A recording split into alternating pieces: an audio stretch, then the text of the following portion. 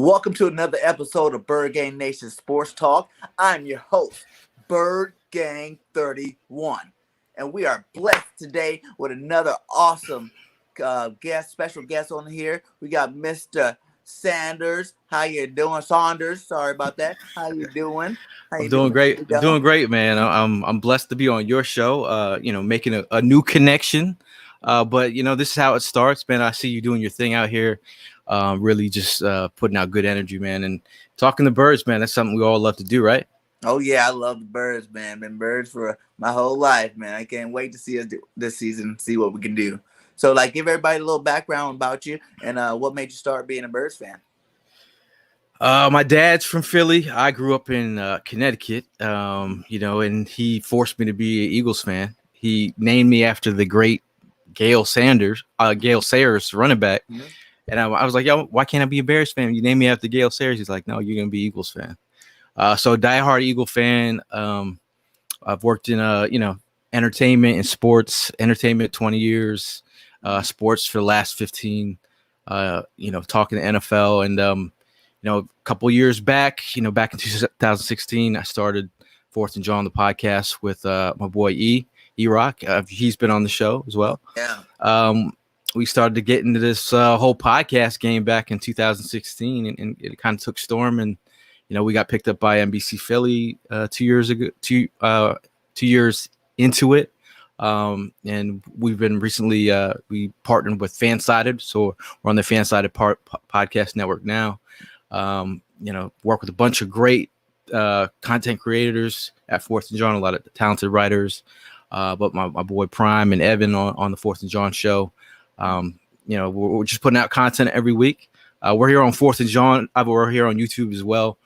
But it's YouTube is where it's at these days. Like we're like, we're on Twitter, we're on Facebook, IG, but we're definitely trying to water the flowers at YouTube now.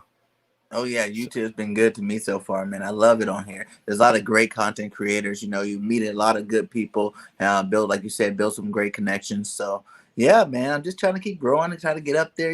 Maybe have my own show one day. One of these major networks. That'd be awesome. Hey man, at this rate, man, it's all about your network is right here, man. Like It's all about making that connection with Eagle fans, and feeling that. When you speak to an Eagle fan, they got that look, that crazy look in their eye, and just like, I know you're there with me, because when we're talking like backup guards and just backup slot cornerbacks for no reason, and it's like five months before off training camp.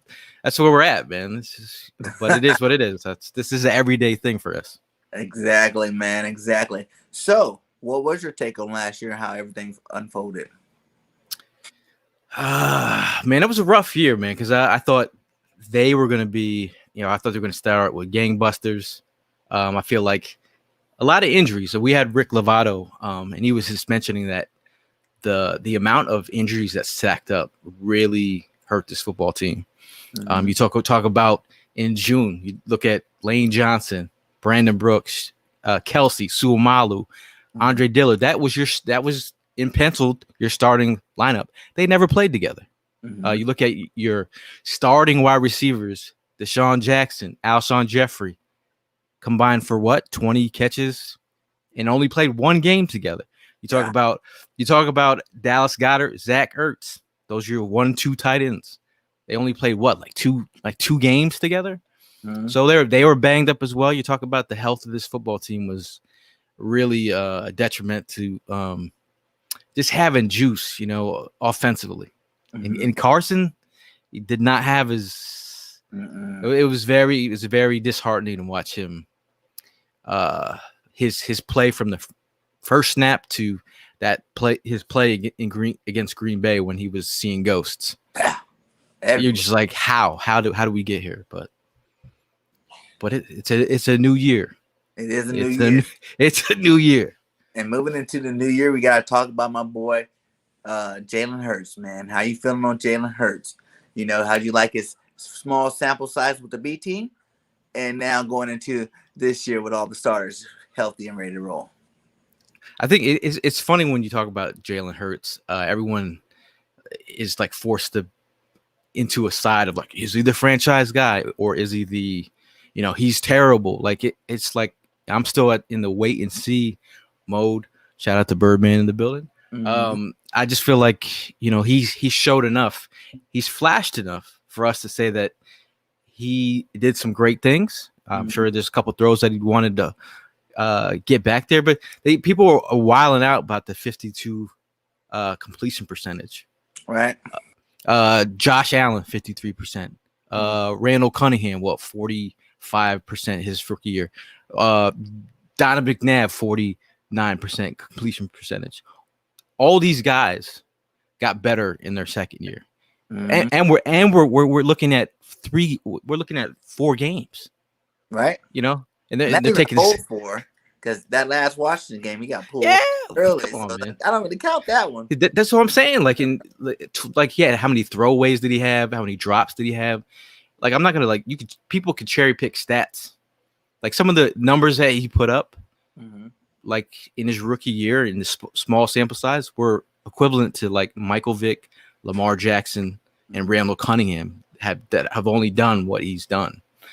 60 yards rushing, and I think it was like, I forget how many passing yards, but it is what it is. You could take whatever stat you want to make your argument look great. Yeah, because you can make the argument, breaking those rookie records in the first 2 games, like you're saying. Like, yeah, he had 500 yards passing, over 100 yards in both games. You know what I'm saying? Like, everybody's seen that first Saints game, which no one probably had him to win. You know what I'm saying? His first start, right off the bench, and he came in and beat them. What were they, the number 1 defense at the time? They were. I'm saying so. And then he went into the Cardinals game, and everybody's like, okay, he can run. But then he showed us that he have an arm, and he threw for over 350 in that game and still rushed for 100. So I'm like, I haven't seen Lamar Jackson do that. So, and he was MVP a couple years back. I mean, he made things happen when the play broke down, and there's parts of his game that Carson is much. You go back and look at some of those early Carson games. That twitch, Carson had twitch back in the day.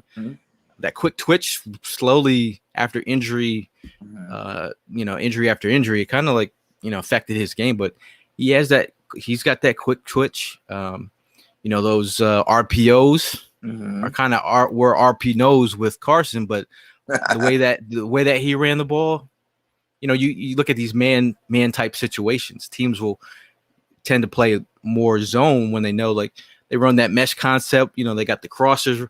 If he sees he's like Moses. The sea starts splitting open, he'll take off and run. I mean, how many yards did he rush for? Like 1,300 yards at Oklahoma. Oh, yeah. People are like, he's gonna get hurt. I'm like, that's part of his game.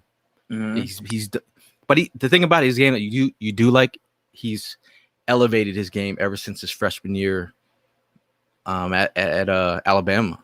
Oh, yeah. Like he's progressed as a passer. So yeah. And then another thing I really like about him is he knows how to throw the ball away, in risky situations, and he knows how to slide. Carson never learned that the whole time he was here.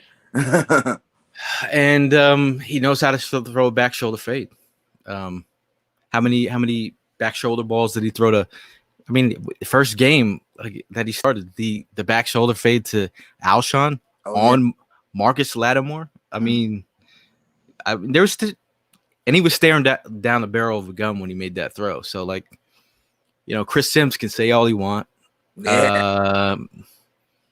I think it's almost kind of like the end thing to like shit on the Birds, no? Right? We've been getting shit on all summer long, man. Like, I'm like, how is it so much disrespect coming towards our team, man? Like, how do you feel about that personally? Like, 40 out of 32 starters in the league, you gonna say this man is 40?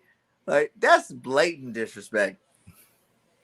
I just feel like this old Kellen Mond is already better than Jalen Hurts. After what did you see? Right. Like we saw flashes. I mean, like, the thing is, like, at the end of the day, when you're looking at the national media to tell you about your team, and the Eagles are the closest thing that you follow, or if you watch film, that. I randomly just watch every throw Jalen Hurts has had. Like, I've memorized the throws. Like, I know the throws you're talking about.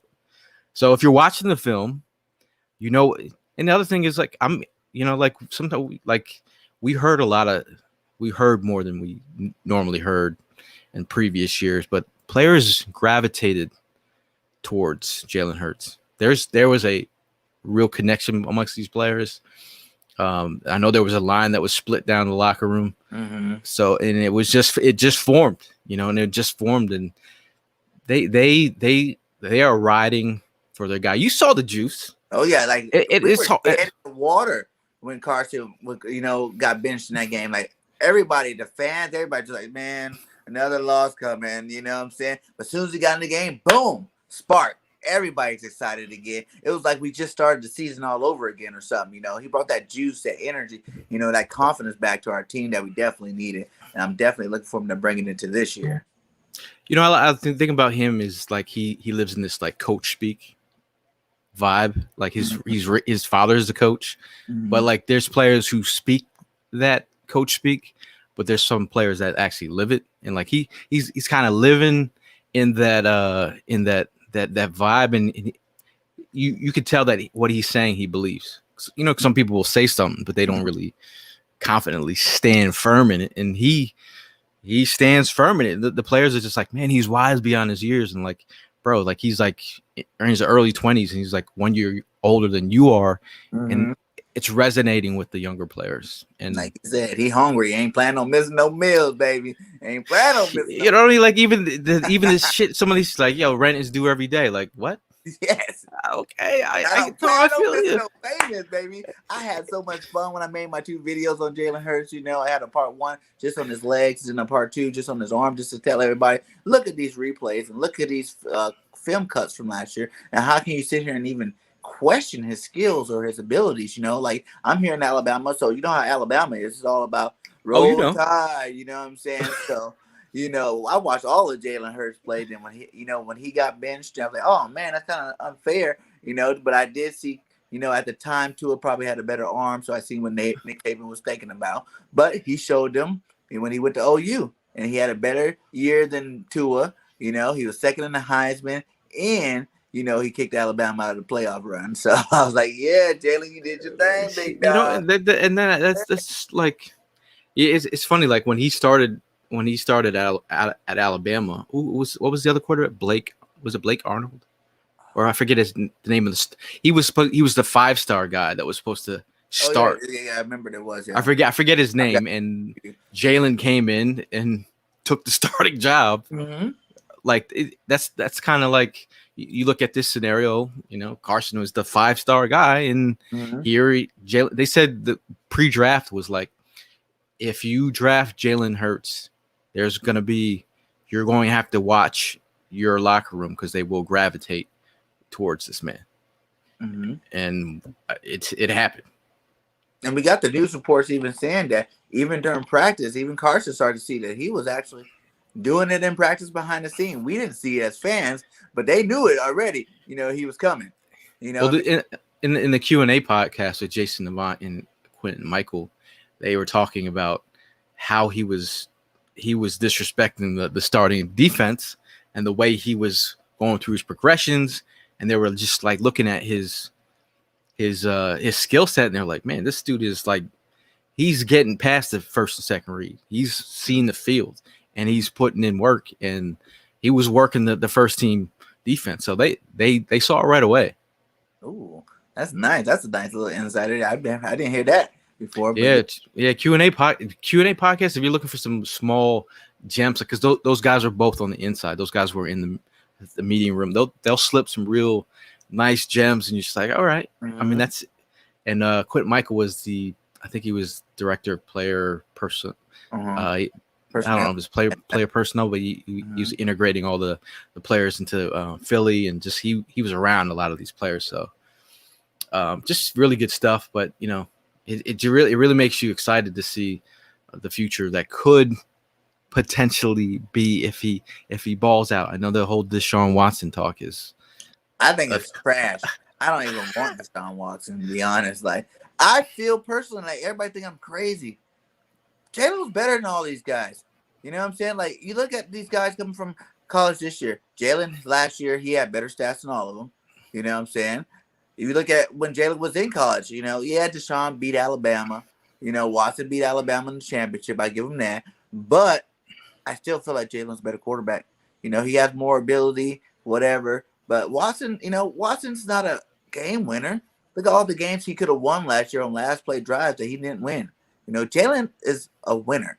Like we had a boy that watched him in high school, and he was like, "Yeah, Jalen only lost 2 high school games." In Alabama, he didn't lose very many games. You know what I'm saying? Like, I think 1 or 2 games there, and it's just like Oklahoma. I think he lost what they lost 1 or 2 that year. They went to the maybe one was it one? yeah, one game. You know what I'm saying? So he knows how to win, and that's the biggest thing. Talent aside, you got to win. You know what I'm saying? You got to have that will to win, that fight to win, and I definitely think Jalen got that. Like I'm Deshaun Watson as a player, he's done some great things. I remember the Reuben Foster hit where he did like a 360 in air and came out of that. Mm-hmm. I feel like Watson he's a top quarterback in this league. I think what he went through with the Houston Texans is, how many quarterbacks have went through Houston organization. You look at David Carr, who was their number one guy, who got killed over the years, and like I just feel like what happened to Deshaun is like, they were invested, but were they invested in listening to what I think that's where he was like, I want a piece, I want to say in the matter. And I feel like, they traded, I mean, come on, man. They traded away his star wideout. Come on, how do you trade D-Hop? Like, that's your number one guy. Like, are we trying to win here, or what are you doing here? Do we really want who was it? David, the running back that they got? David Johnson? Yeah, David Johnson. Come on, man. Hey, Johnson had some good years. I mean, but I'm saying, yeah, he's it's a rap.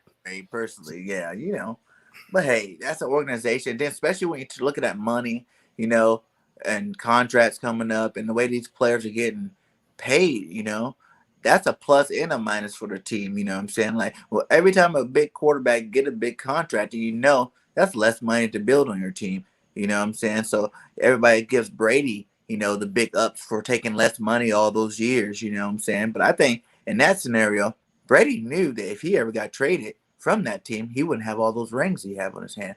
You know what I'm saying? Because I think it's more Belichick that had that scenario down than Brady. Not saying Brady's not the GOAT or whatever you guys want to call him. I don't think he is the best of all time. He's definitely top 5, but I don't put him at the best of all time in terms of arm talent and stuff like that. But he knew if he went somewhere else, because he proved it. Remember that year Brady got hurt, and that quarterback that went to Kansas City, Cassell, yeah, Castle, yeah, Castle came in, and he went 11-5 with like 4,000 yards passing. They went to the play. Did they went to playoffs with that 11-5, or they missed the playoffs? I believe they made the playoffs, if I'm not mistaken. And so that showed that the team could have still did it without him. You know what I'm saying? Like 11-5.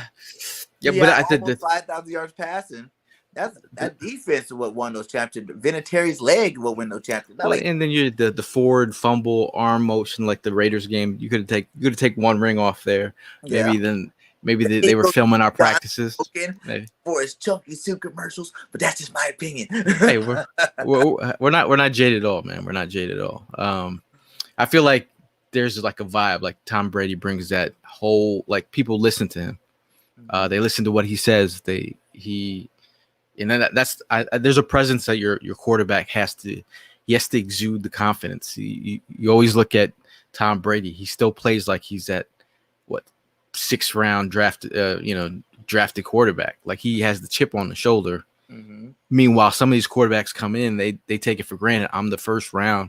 I'm the franchise. Like, put in the work. Like next level type of work. And then it's just not play. It's also mental fortitude. Like, you gotta exude the confidence that there's a lot that goes, especially as a quarterback of the Philadelphia Eagles. Mm-hmm. The city's no joke, man. It's very, you've seen every single quarterback come through here. Like Donovan McNabb, the way they talk about Donovan McNabb, one of the most winning quarterbacks. They talk about him like he's like he's just like some random dude. I'm like, come on, man, that dude put up numbers and just didn't get the big one. 5 straight NFC championships. That's enough said right there. You know what I'm saying? Like, he did his thing when he was here. I love Donnie. He is my second favorite Eagle quarterback of all time. But I do question the end of that You're game. gonna do it. You're gonna do the Donovan strum the guitar. All right. So let's Yeah, get yeah. forward to this year, man. How'd you like the draft? I was excited, man, because if anyone who was following our content, our top 2 guys that we were locked in, like penciled in, it was either Devontae Smith, that was my highest, and then I had JC Horn, and those were my guys. I'm like, it's either or. And then and then Surtain, if it was that was a vibe. Like I wasn't high on him like I was with JC Horn, but like Devontae Smith is what I wanted. Like you moved back and got the extra first. Yeah, bro. Like that was a nice. Obviously they understood that they couldn't get Jamar Chase because that was my dog too, and I'm not Kyle Pitts. Man, I wasn't high on Chase. I don't know. The play strength, the way that he maneuvers people with his leverage. That was the. You look at. I was high on Waddle. I wanted Waddle. I like Waddle, but I thought Waddle first, and then Devontae second. Then if we didn't get either one of those 2, we could get Chase. The one thing is that you got to see from Devontae Smith that you didn't see from. You got to see Devontae Smith be the man. Like everything that we've talked about, Waddle, he hasn't been able to, show it. I think if Waddle was healthy, would Devontae Smith would have won the Heisman? Maybe not. I mean, maybe not. But what we got to see is Devontae Smith put DBs in blenders. Yeah. I mean, Stingley, JC Horn, he went up against Surtain every damn day in practice. Right. And I like him. I'm looking at victory. 95% of Eagle fans want to Chase over Smith, but they want, I love the play strength. There's something about his explosiveness and the fact when the ball was in the air, he attacked the football like no other. Like was his, but Devontae is this. I feel like Devontae's faster. Waddle was faster. I wanted someone electric. You know what I'm saying? Like I want someone that's gonna tear the roof off of that mother. You know what I'm saying? Like down the field speed. And I really like Waddle for 2 reasons. I knew he was gonna be a rookie, and his punt return game is awesome. Like kick return too. Yeah, kick return. Waddle's like one of the best in the nation. So triple threat. And his acceleration out of breaks, 0 to 60 real quick. He gets out of those breaks. You get him in the slot, man. He gets manned up on a linebacker. It's over. It's a wrap. It's over. But then the Slim Reaper definitely got better foot action for sure. That off the line is ridiculous. Like I was just like, I was hearing all this shit about his weight and his size. I'm like, his nuance, like I played wide receiver in college, and like when you see a wide receiver do the things that he's doing, causing separation and anxiety with every break and head fake and like he's selling like he's a used car salesman midway through the route, selling all these different angles, and he's getting people to turn around, and like that's not easy at all. And then I saw all they had to watch was him against JC Horn. I'm like, bro, if he's doing this, did JC Horn too? And in practice, it is what it is, man. What's Surtain? Yeah. Every day in practice. You got one of the best. He told Surtain, he's like, hey, it's just me and you. No other corner is on me. Before game week, it's just me and you. Like he would just, that's the kind of thing, like he exudes that quiet confidence. Like he's the Slim Reaper. Like you don't even know he's there, but he's there. Oh yeah. He'll strike. and people are like, "Oh, he's gonna be the next Todd Pinkston." Come on, man. Todd, I They got hope the he's not same, the next top piece. It's like like they no got hate on they made the same body frame, but it's not even close to being the same. When the last time a receiver won the Heisman? You know what I'm saying? Like this guy put in big numbers on all the top talent. Like everybody don't realize when you play in the SEC, especially under Saban, it's almost like you're playing in the pros already. You know, all your best cornerbacks. You look at the league, the youngsters, they all came from the SEC. You know, and he's played them already, most of them. dominated the SEC. First team. I'm just saying that he did it in the best division. I mean, broke. Look, do you see anyone watch the national championship? You see what he did in the first half. First half. Did you see what he did in the second half as a freshman? Game-winning touchdown. Been there, done that. Consistent level of football. And it's funny thing is he wanted to go to Alabama, and he wanted them to like want him, and so he didn't feel like he was wanted by Alabama exactly the right way, but he said he wanted to go where the best players were at, and he knew that all these wide receivers were going to be there. He's like, I want to be the best of the best. So it's like, you know, a lot of other players would shy away. Like, I'm going to another school because all these, bro. He they put me in there with Ruggs and Judy and freaking Ridley, you know, Waddle. Even next year, like I'm hoping we get Mechie from next year on the Eagles, baby. Mechie looked good. You want another receiver maybe in the first round, maybe the second round. Got maybe 3 of them. Why not? You know, like why not? That'll be interesting. Because I want Quez Watkins to really break out this year. Like that was my biggest thing. How do you see the receivers besides Devontae Smith lining up this year? Shout out to Quez. I did a custom pair of kicks for Quez. Ooh. Yeah. Pair of, I know he has them, but he has not opened yet. That's the word that I got. But I feel like overall, I mean, if we talked a lot about Devontae Smith, but going into Jalen Reagor, I think you have Devontae Smith, who's, he exudes that presence of a, wide receiver 1A type, and we could just have Jalen be Jalen without having to like feel like I gotta be this. We didn't utilize him correctly. Coming out of the draft. He talked about his game being like Tyreek Hill and Deebo Samuel. Did we use him as such? We did not. So it's like, orbit motion, pre-snap motion, jet sweeps, get him the ball early, get the confidence flowing.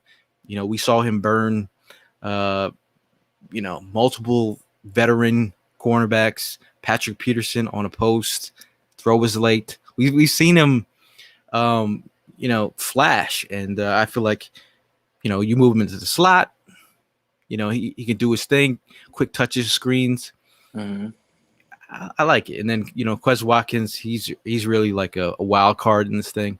I think it's, bring more nuance to his game in the route running perspective. Like I don't think his route tree was as, like a Bama wide receiver, but I feel like what he is as an athlete, he's got the juice.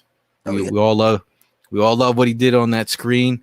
Threw up the peace sign halfway in the run. I like the pettiness. And he has a great rapport with Jalen Hurts as well. And I did a video on Quez too, man. He is training out there. He is doing big things out there. This all putting some work. And he definitely putting in the work. And even like the funny stat I just found out about with Reagor was against top 10 defenses, he had more yards than Justin Jefferson. I guess the top 10 defenses. I mean, it's funny because that argument's going to be such an argument in Philly as long as Jefferson is doing his thing. I mean, any skill guy in Philly last year, worst year of their career. Deshaun, worst year of his career. Alshon, worst year of his career. Zach Ertz, worst year of his career. How we can go on. So I mean, like to expect a rookie to like he, it is what it is, but it wasn't like everyone suffers. Carson Wentz, worst year of his career. So like we can go on and it was just a definitely banged up group. I think we saw flashes from Travis Fulgham, who his last name could have been forgotten by the end of the season. Right. I think Doug Peterson alluded to some like maturity issues with him in practice, I think. But I feel like he flashed enough to get that opportunity. I think, bringing back Alshon at the end of the season, I was like, are we really doing this? But I think this is a part as a pro. You know what I mean? Like Travis Fulgham, this is where you become a pro. Like where do you take it from here? Like what did you learn last season? Like that jump ball that he had. Oh, who was over him? Was it Marcus Peters and Humphrey? Yeah. Marlon Humphrey for the. I was like, bro, like you. I was like, wow, dude. Like that was impressive. So. Well, sometimes it doesn't matter. Miles have more yards than Hurry. But it kind of does, because speaking of that, we're going to go to Miles Sanders here too, because it kind of does to me, because the fact is Miles could have had completely better stats if he got the ball. We were in the offense that passed the ball, 50, 60 times a game. The ratio was real. The ratio was real. Like we got behind the 8 ball and limited touches, man. Like if you give him 20, you see what you can do. I mean, early in the season, how many go back and look at the ball placement on these screens? You look at the frustration, the short. Like if he would have just got some of these balls in led with some of these screen passes, it would be interesting. Know that. Yeah, man, I think Miles needs to get the ball a lot more. And like as a running back, I know about it. Like if I go in there and bust an 80-yard run, right? I want the ball. You know what I'm saying? And for him to be sitting there having these big plays and then turn around, not even get the ball, but 2 or 3 times the rest of the game. He looked frustrated. He looked frustrated. The whole offense looked frustrated last year to me. They were frustrated. Like stuff I was hearing, I was like, man, what is going on? Like I started digging and doing my own thing, because you could listen to the media so much, but then I was so we're all like crazy Eagle fans. We just want to know what's up with our team. So I started asking my own question, like, what is going on over here? But you talk about the players, talk about the frustration between Doug Peterson and the front office. That showed on the field. It showed on the field. And Doug did that. I think he ran himself out of town, in my opinion. I think he had that Super Bowl success a little too fast for his own good. He wrote that book. He let Frank go. And Frank helped win that Super Bowl championship too. You know what I'm saying? Well, if what's his name didn't turn down the job, Frank Reich would have never went to the Colts. Imagine that. Ooh. You know what I'm saying? Like what's his name from the Patriots? Okay, yeah. He interviewed with the Eagles. Yeah. Josh. McDonald. You know what I'm talking. Yeah. No, I forget. Nope, I forget his name. Josh. Brain's going dead. Yeah. What's that? Josh is his name though. Yeah. Yeah. So I mean, McDonald. I just feel like I feel like you look at the way that we scored in the first quarter, like after Reich left. I mean, you could just tell the script was a little off. Josh McDaniels. Yes. Thank you, Victory. Shout out to Victory. But it is what it is. I mean, like, I think he was very frustrated. We had one of our 4th and Jawn writers. He broke a story. He was saying that Doug Peterson was going to be out at the end of the year, and everyone was like going crazy. And he heard some stuff, and he ran with the story. And I woke up the next morning. I'm like, "Oh, you ran that article? You didn't pass that by me, bro." Like I was just like, but he ran the story, and it was basically he was stepping away at the end of the year, and was frustrated with the front office, and everything stunk last year, man. It stunk. Well, let's get into some of this line stuff. How do you see the battle with Mailata and Dillard? I feel like what Mailata put on tape last year, you look at, I like his pettiness, finishing off some of these plays, his progression from his rookie year. It's just funny because my mock draft, the year he got drafted, I had him in the 7th round. Jordan Mailata, and people were looking at me like, bro, come on, man. Are you doing that just for? I was like, no, I believe that this dude is going to be a potential. I mean, the feet, he had the sweet feet, athletic, size, and Big. people are laughing. People are laughing. I'm like, and here we are. I'm like, look, Mailata is about to be our starting left tackle, and who's laughing now? You know what I'm saying? Because I felt like Stoutland saw something in his. He he mentored that kid from, ever since he was at the IMG, the foreign academy. It was a bunch of, it was at like this scouting where they had all the foreign players. So Stoutland was holding his hand through this whole process. So, man, you see this feat. So I think Dillard. I thought his functional strength was going to be an issue coming out of Washington State. I thought he's a guy that was like 250 pounds his freshman year. He put on a lot of weight. Like, but is that the real functional strength, that NFL strength? That's something you can't, like, Mailata's got that size, man. So either or, you got a potential swing tackle in whoever doesn't make it. You have a potential trade bait. You have Jack Driscoll, who can give you something. He's also flashed to me. So I think that's some quality guys that you can work with. In competition. We need competition. To have some of those guys get some PT, and they started to develop towards the end of that season last year. You know what I'm saying? Like you said, Jack Driscoll, you got Toth, who played some good ball. You got Herbert that played some good ball. Sewell Peta got some snaps as well. Yeah, so I think this year I wouldn't be as long as the whole line don't be going down. Like, we don't need Lane and freaking everybody going down. But if we have one or two, I think we'll be able to survive a couple of games. I think we'll be able to survive. What's that movie with the it's Sylvester Stallone, The Expendables? Like this group, Jason Kelsey, Brandon Brooks, who's only allowed 4 sacks in his time here. Beast. Lane Johnson could be a wrestler in his next future career or whatever. They just have this vibe like this is like the year that they all like. This is like their last year together. Could potentially be. Yeah. So I don't want them to be expendable this year. I want those guys to be serviceable and there. if you have that, and we just all the guys that we just named. And you got Suamalu, and then on top of that, Landon Dickerson, who's a beast in his own right. And as an Alabama guy, super beast. When he's healthy, man, he plows the field, baby. He plows that field, bro. He's head on a swivel anytime you're around Landon Dickerson.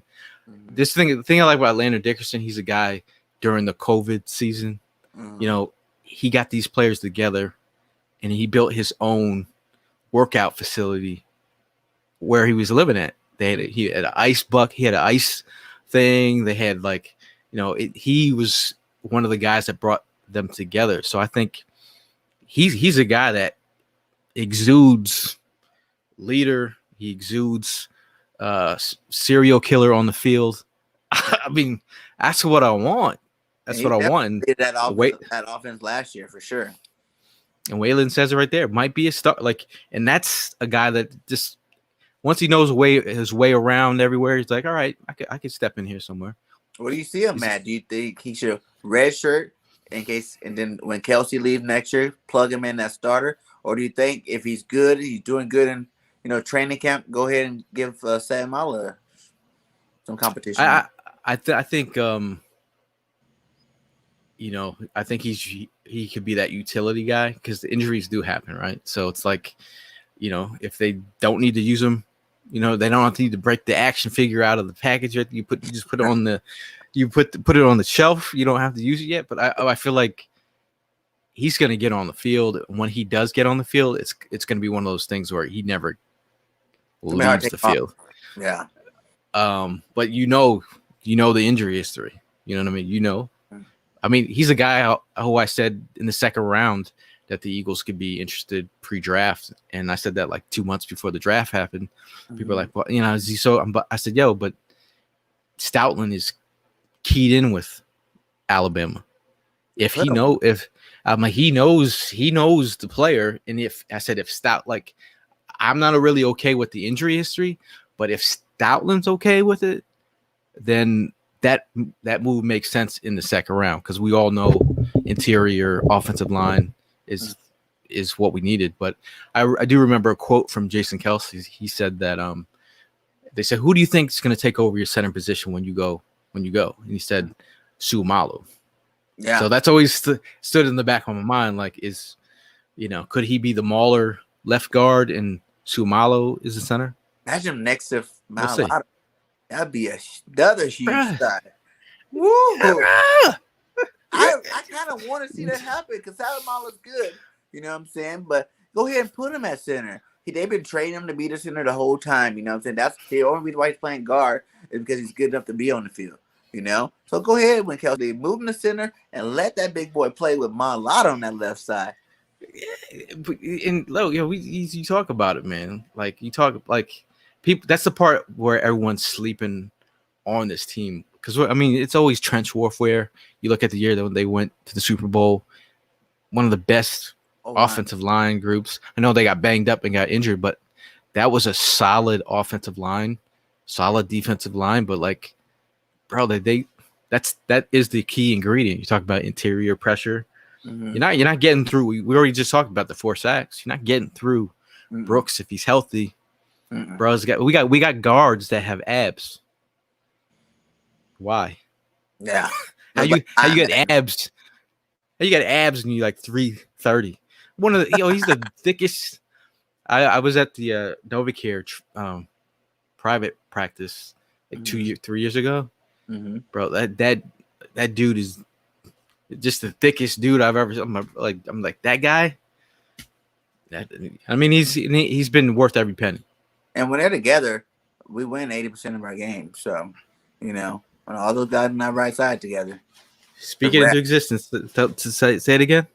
When all those guys are together, we win 80% of our games, baby. That's why I got the Eagles going 12-5. What? 12-5. Wow. Okay. All right. Okay. You know, you really break down the schedule. You know, who could really? You could say, okay, that's for sure lost. You know, this year maybe the Chiefs. Yes, Chiefs, Tampa Bay. But that's it. For sure losses. That's in my list. Yeah. I mean, I just feel like it's really about the ingredients. It's like what you. It's like you know, we're all cooking the same meal, but who's putting the seasoning in? Is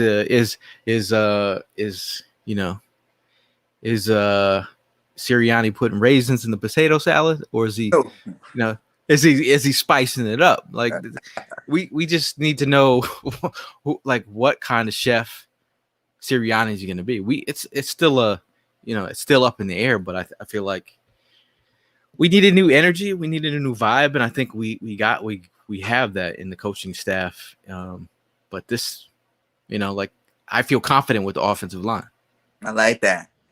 You see, USA Today had the Eagles at 3, and like with 3 wins. 3 wins. I was like, 3 wins. What? I was like, come on, man. Really? You think you could get worse than last year? I don't think Eagles have ever been that crappy, and I don't ever see them in a near future being that bad. Maybe the TO fiasco when they went through all that turmoil. How many games we won that year? Did we win 4 that year?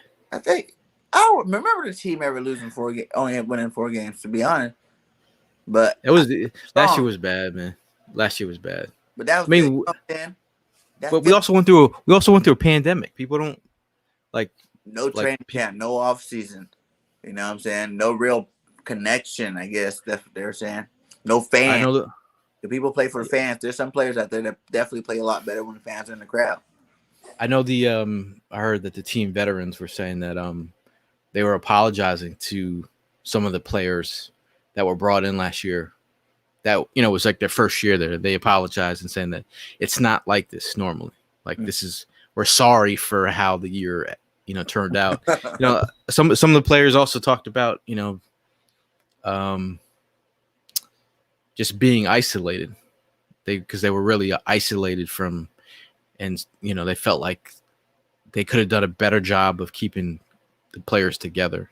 And I feel like how many people felt isolated? Like you can't say like, oh, you're an NFL player, you could play through. Everyone dealt with isolation last year during the pandemic. You couldn't see your family, couldn't hug your grandma, you name it. Family members dying. It is what it is. Like for us to sit here and say like these players didn't go through what we went through, like that's wrong. I know Lou Williams. Vegas is huh? I said, I need to find that Vegas line because they're on that 3 game. I'm putting all the money in the house on that one. Yeah, man. that Vegas game is gonna be crazy. Okay. Well, what do you think about Zach Ertz, man? It's a Zach Ertz situation. I still think he's going to be here, so he won't get fined. In my Marshawn Lynch voice, he gonna be. I feel like you have him in a place where, do you really want to pay 8 and change to a potentially tight end too? Yeah, backup tight end. It's not like no offense to Zach Ertz. It's just it's when I've been ready for this. Because Dallas Goedert was a guy that I keyed on before the draft, before he was even on the Eagles. I'm telling my Jawn guys, I'm like, yo, this is the dude. He's a beast. And I was forecasting what the scenario would be like with Zach Ertz moving out of town. And here we are. And this is the scenario I talked about years ago. And you could ask my dudes. And I just said, now he's in a potential contract scenario where he's about to get, Dallas Goedert is about to get paid. Super paid. So we want to see what he has in the tank. Having a tight end too. I mean, is Sirianni going to run 2 tight end sets like Doug Peterson? Probably not as much. What up, my guy? Philly. I just feel like it's an opportunity to really just see what Dallas is, and Zach Ertz is. What's that? I was gonna say, especially after signing Richard Rodgers back and drafting Stahl, like I want to see what that guy can do. Like he didn't have that many catches in college, but he looked big, he looked fast. It looked like he can do some damage back there. I mean, it's all about getting snaps for the younger guys, and that doesn't make sense. It's like, are we going to pay the extra? Like that's not really a Howie move. Like it does. It's right now. And if you listen to his Zach Ertz's brother last year, he was on, I forget whose podcast. It was Eagles Brawl, and he said even my brother. He's like, I'm not speaking for my brother, but even my brother will tell you that he doesn't really want to be part of a rebuild, and it would be the smartest thing to move on. His brother said that, so it's like, he knows it's what it is. And you know how he's not going to take a bad deal either. If he, we could keep him, but until another tight end get hurt, right? So how he can get what he wants. That's where you could. This is where this could be headed. Like you're waiting for some. I mean, Cam Akers just went down. Yeah. It is what it is. I mean, I heard that Steven Nelson thing is supposed to be happening soon. So you want him? That's what I was going to go to next. We're going to go back to that defensive side of the ball. Do you want Steven Nelson? Is the question. I mean, he's one of the best options for us. I feel like it's a good potential move. You know what I did hear? I don't even know if it broke yet. I'm still waiting. But NRC is supposed to be getting a workout. Nickel Roby coming. Yeah. That's what I've heard. Man, so that's not exciting. I'm sitting there waiting for. I'm waiting for the beats to do their job and report it. But I've heard that's supposed to happen. So like, if he's here, do they move Avante back, to play safety or because I feel like you got Josiah Scott there, Avante. Why would you like? I was like kind of shocked that I mean he's is veteran CB depth, but who's going to play CB2? Yeah, and that's why I really break. That's my break on Nelson. He's a not great player. He's a good player. You know what I'm saying? But I see him more as a slot corner. And I think we need a big body out there. That's why I personally want us to go ahead and send Zach in their first round pick back to the Dolphins. X gonna give it to you. Give him back to the Dolphins and go get our boy Howard. That's what I was about to say, man. X gonna give it to Xavier Howard. I mean, that to me, that would be the move that would like you got a guy that comes in and could potentially move Darius Slay to CB2 ish. I think AB 1A 1B. Yeah, you can say that. Some love. Yeah, he won't be. He'd be 1B. No disrespect. Because I feel like that would be, and it's funny because Darius Slay's talking to both these guys on the timeline. Mm-hmm.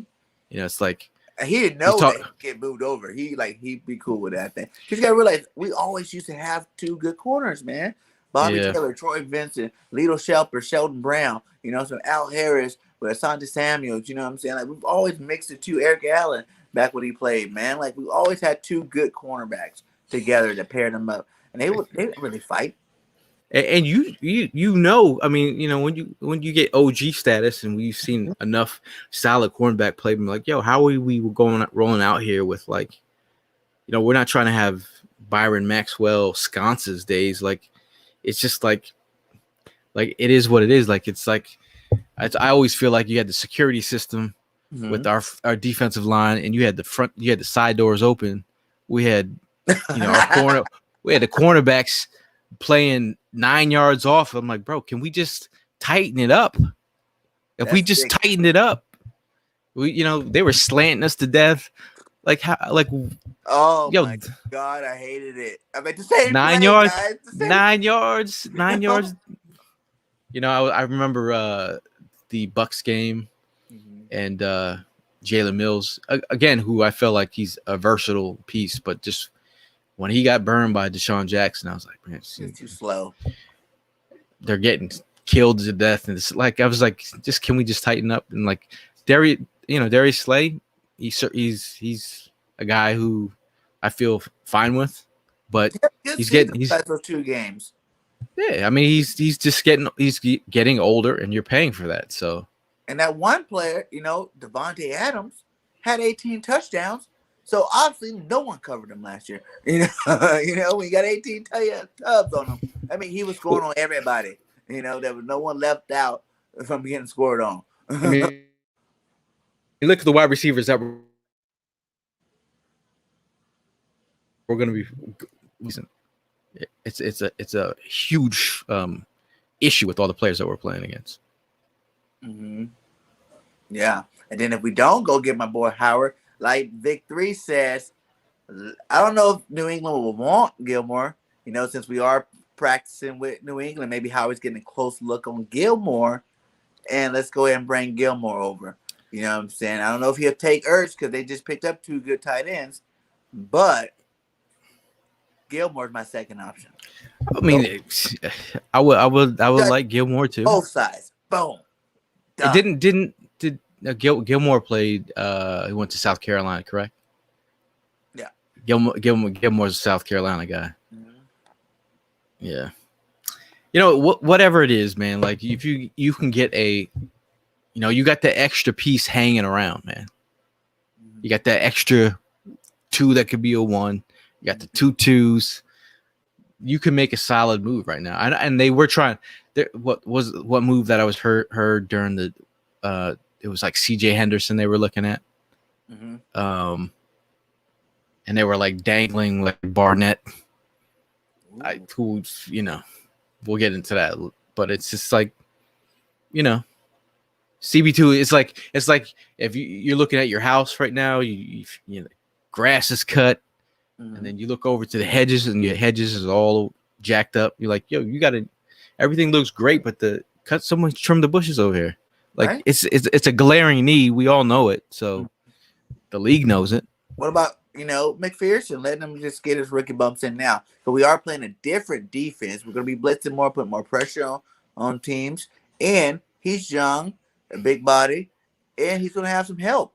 Because we're not going to be playing that six defense, so he has some help back there in case he does need a little bit of help there. We can roll coverage this way. My thing is with the rookie cornerback, I don't like to put any regardless. I don't want to put any pressure on him to he was drafted where he was drafted for a reason.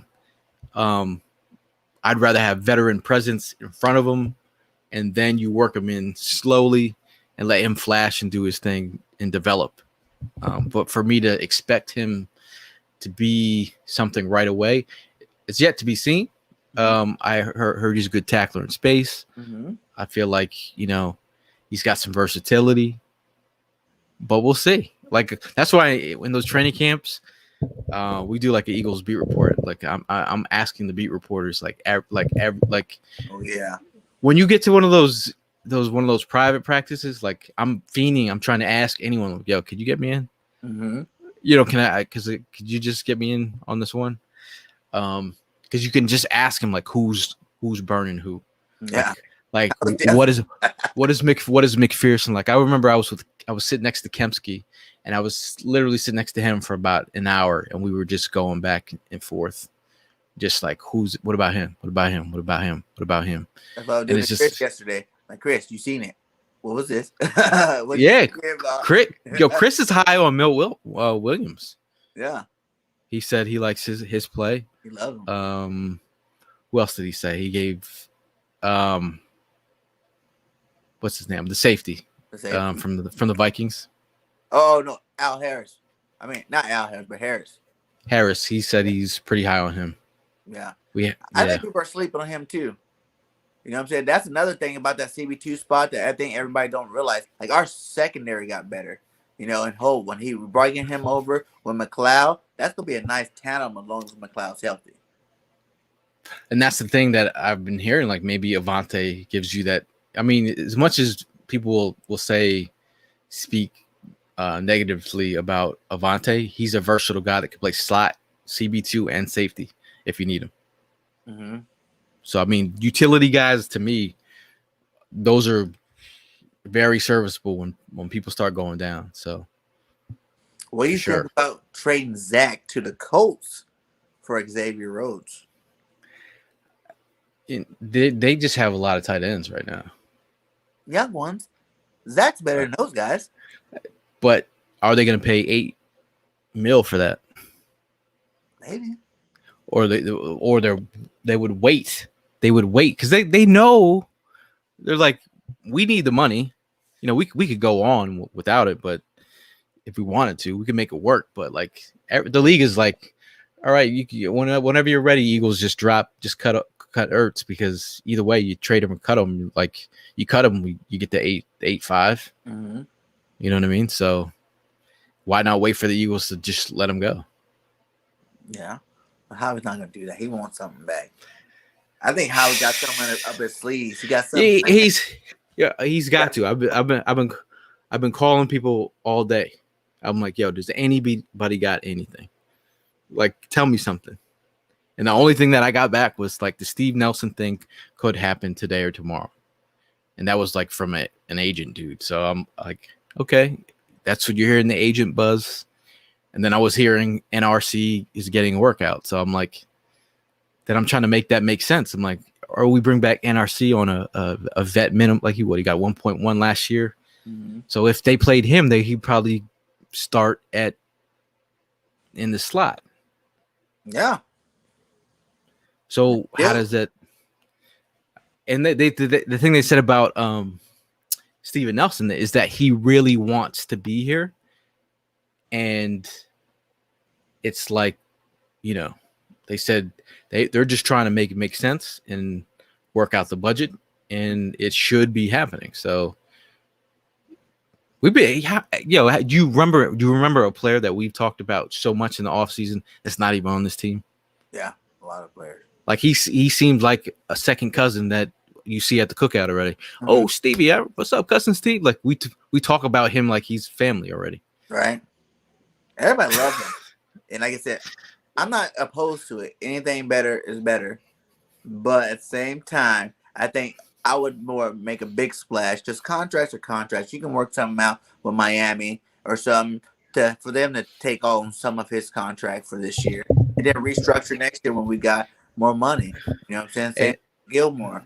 You And know, I really want Sherman too. I thought that would have been a good cheap, deal until he done messed up his whole career. Yeah.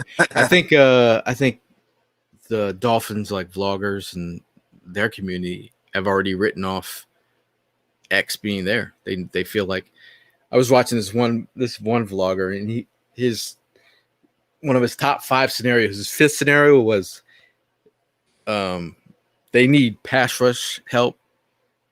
So they like the idea of us trading our either a first or second, or I think it was the 2nd round pick, the Colts 2nd, and Derek Barnett.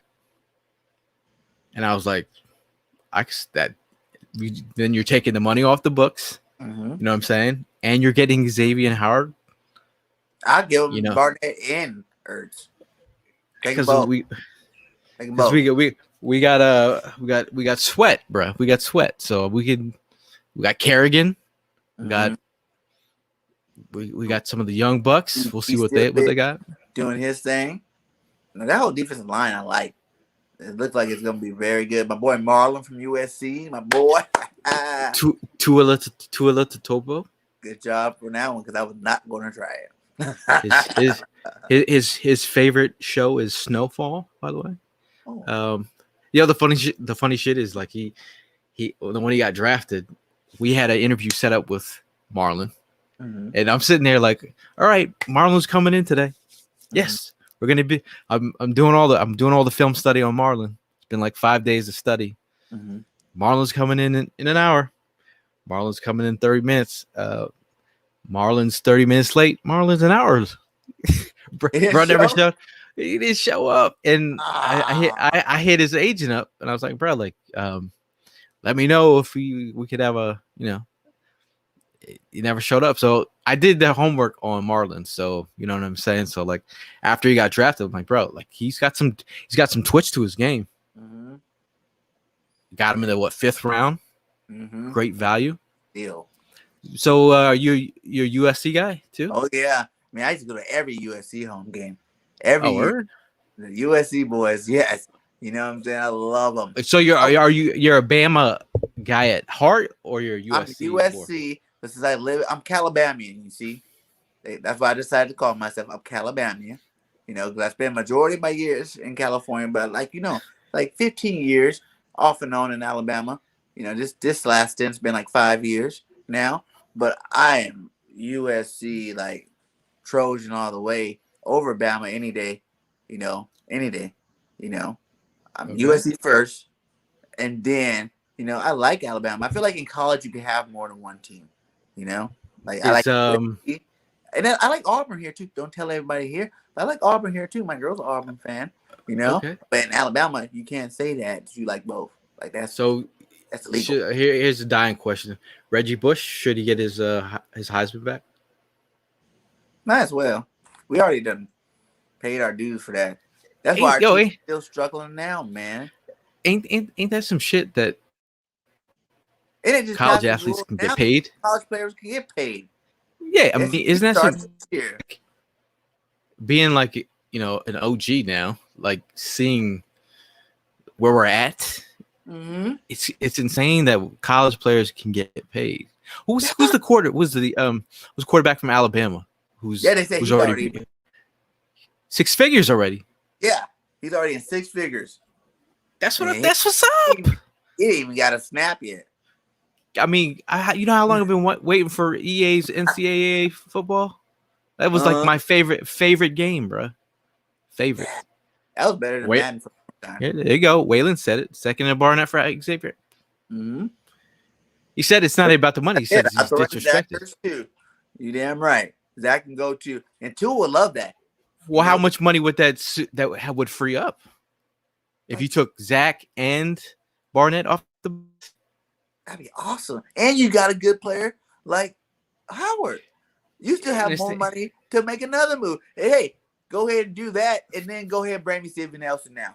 You know, since you got all this extra money, go ahead and bring Steven Nelson in there. And now you want two corners? Why not? Now you got shut down for real. Slade, Nelson, and Howard. Woo!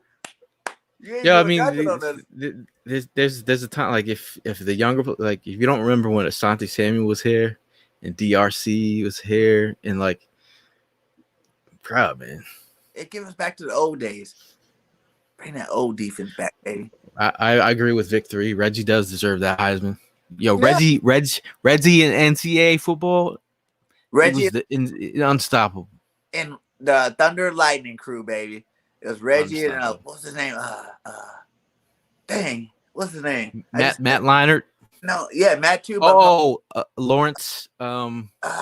I just had Lawrence. It's Lawrence. No, the running back.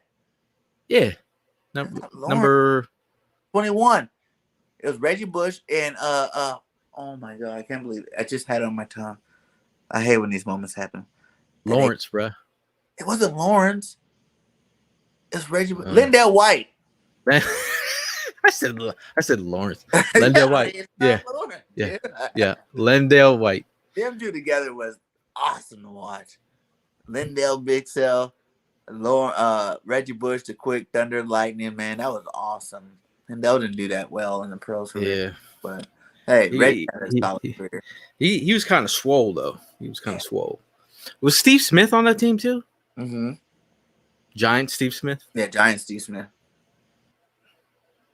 And who's the other outside wide receiver? Man, we had a lot of good ones going back. Like my favorite ones watching was like Marquise Lee. I love when Lee was there. I watched all 4 years of Lee. Yeah, Marquise Lee. Yeah. You know, I had interviewed my old site that I used to run. We had Mike Williams in for an interview. Yeah, remember him at UC? Yeah, he's the first. Yeah, Mike Williams was a beast at USC. And then what's his name? Nelly. I remember watching Nelly sit behind, watching Lee get all the stats. And then that year, I was like, I don't know if Aguilera's going to do it, being that lead guy. And Nelly came out and balled. 100+ catches, man. Yeah, he balled tough. Like, Nelly did good. I wanted Nelly back this offseason. I wouldn't care. If he didn't go to the Patriots, he would have came back. When I seen him, what was he practicing with Hurts? I was like, yeah, bring Nelly back. No, he played well, man. I felt like he had like last year was kind of like his redemption year for us. Mm-hmm. I mean, you go back to the Super Bowl. Look at the catches that he had. But everybody played better. That's why our coaches weren't developing. Everybody played better after they left us. Remember Patrick Chung came over here and he sucked ass. And then when he went back and he was good again for the Patriots. You know what I'm saying? Like, Jones sucked. He played good last year. What's his name? Sheldon. What's his name? What's his From name? Where? The cornerback last year. He played for the Panthers last year. Russell Douglas? Mm-hmm. He was garbage on our team, but then he went and had a good year over there. You know what I'm saying? But Jim, Jim's acting like he's Russell Allen is a thing though. Yes. Dwayne Jarrett. Jarrett was a beast at USC too. Yes. That's what I'm talking about. We had some baller receivers. I don't know why they're not all that good in the pros, but shit happens. It's all good. The quarterbacks too. We had Carson Palmer. He was good. Matt Leinart. He was good. Even the last one, he played on our team, and I was really hoping he was going to play decent. Mark Sanchez. Sanchez was good, but I'm talking about the other one. The blonde quarter, Matt Barkley. Matt Barkley played good USC ball too. I remember that we drafted him in the 4th round. I was like, bro, what are we doing here? I was like, yeah, Matt's gonna get a chance to play. And then I was like, we had Matt Barkley, we had Tebow on the team, we had Mark Sanchez, and we had Sam Bradford. It was the worst. Remember back when we had that Dittmer brothers backing each other up? Coy. Yeah, and Ty. Yeah. See, people don't, there's levels to this, man. You know, neck beard. You know what I'm saying? You know Yeah, the. DeMarco Murray had a good run with the Titans. He played. I like DeMurray a little bit. I like DeMurray when he was on our team. I feel like he didn't play as good as he played in Dallas though. For us, It's a weird vibe, dude. You can't go to the rivals. the Cowboys too. It's just like if Jalen Hurts sucks and all of a sudden Dallas traded us Dak. How about Vince Young, one of the best college quarterbacks? Mm-hmm. Took down USC, man. I know that. That game. I know that still I hurt. was so pissed that game. That's why I brought it up, bro. Oh, I wanted to go. I think that made me not even like Vince Young when he was in the pros at all. I hated Vince. I didn't want him. Dream Then team, man. He our team with that whole Dream team. He was a backup quarterback talking about dream team. That's my saying. People are like, "How you doing, man?" I'm like, "I'm living the dream, not as a dream team." Right? Jeremy Bloom. We had Jeremy Bloom back in there. Remember he was like the Olympic skier. Yeah. Supposed to be a baller. Yeah, Bloom was a sisters and him. Oh, okay, that's tight. Sister and him for ski. Yep. Nice. Well, that's good. Yo, you remember? If you remember, he was pretty good in Madden on that roster. He's fast. Not in real life, but in the game, Mm-hmm. he was like he's pretty fast. And he wore what number? Number 11. Number 11. Yeah. The original of number 11. We had some good players, dude. We had some very good players, man. I think the Eagles are back on that path, though. I can really see it this year. I think this is the year we shocked the world. You know, we had to pay our little thing, our little debt, our little humiliation ritual was last year when we sucked so bad, and this year we gonna light them up. See, I just feel like we're the underdogs again, and I feel like that's the role that we like to be in. I feel like you never want to kick a sleeping dog or a sick dog, whatever saying you want to be. That's where we're at, dude. You know what I mean? Oof. That was a horrible, awful. 26 years old. Hey, but that was an awesome tandem when we had them two together. Curtis put up some numbers. Chad is lit right now. I remember watching Kevin Curtis play the New York Jets, and they had that ugly ass uniforms. The blue ones? Yeah. With the yellow? I use that in man sometimes. I thought. Oh, bro, nah. Kelly Green, man. Hey, that's when they were winning championships, though. Kelly Green, man. You know, that's when they were winning. They won 3 championships in those ugly uniforms. So anything to bring the spirit back. You know what I'm saying? Anything to bring the spirit back. Yo, man. I mean, at the end of the day, we got a Super Bowl, and it's funny that we people talk about the banner, and like, it's funny that like fans are like, you know, we're living in the past and take it down.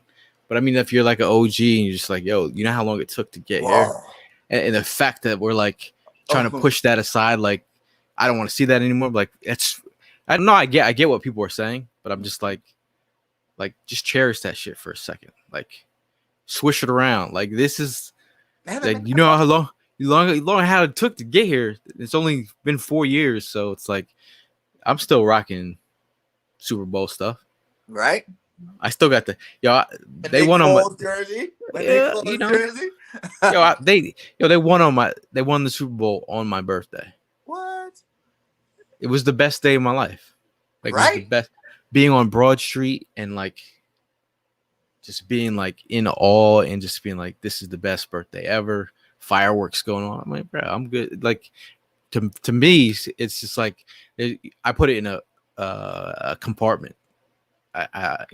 It's just, I'm not trying to push it away anytime soon. Until we win another one.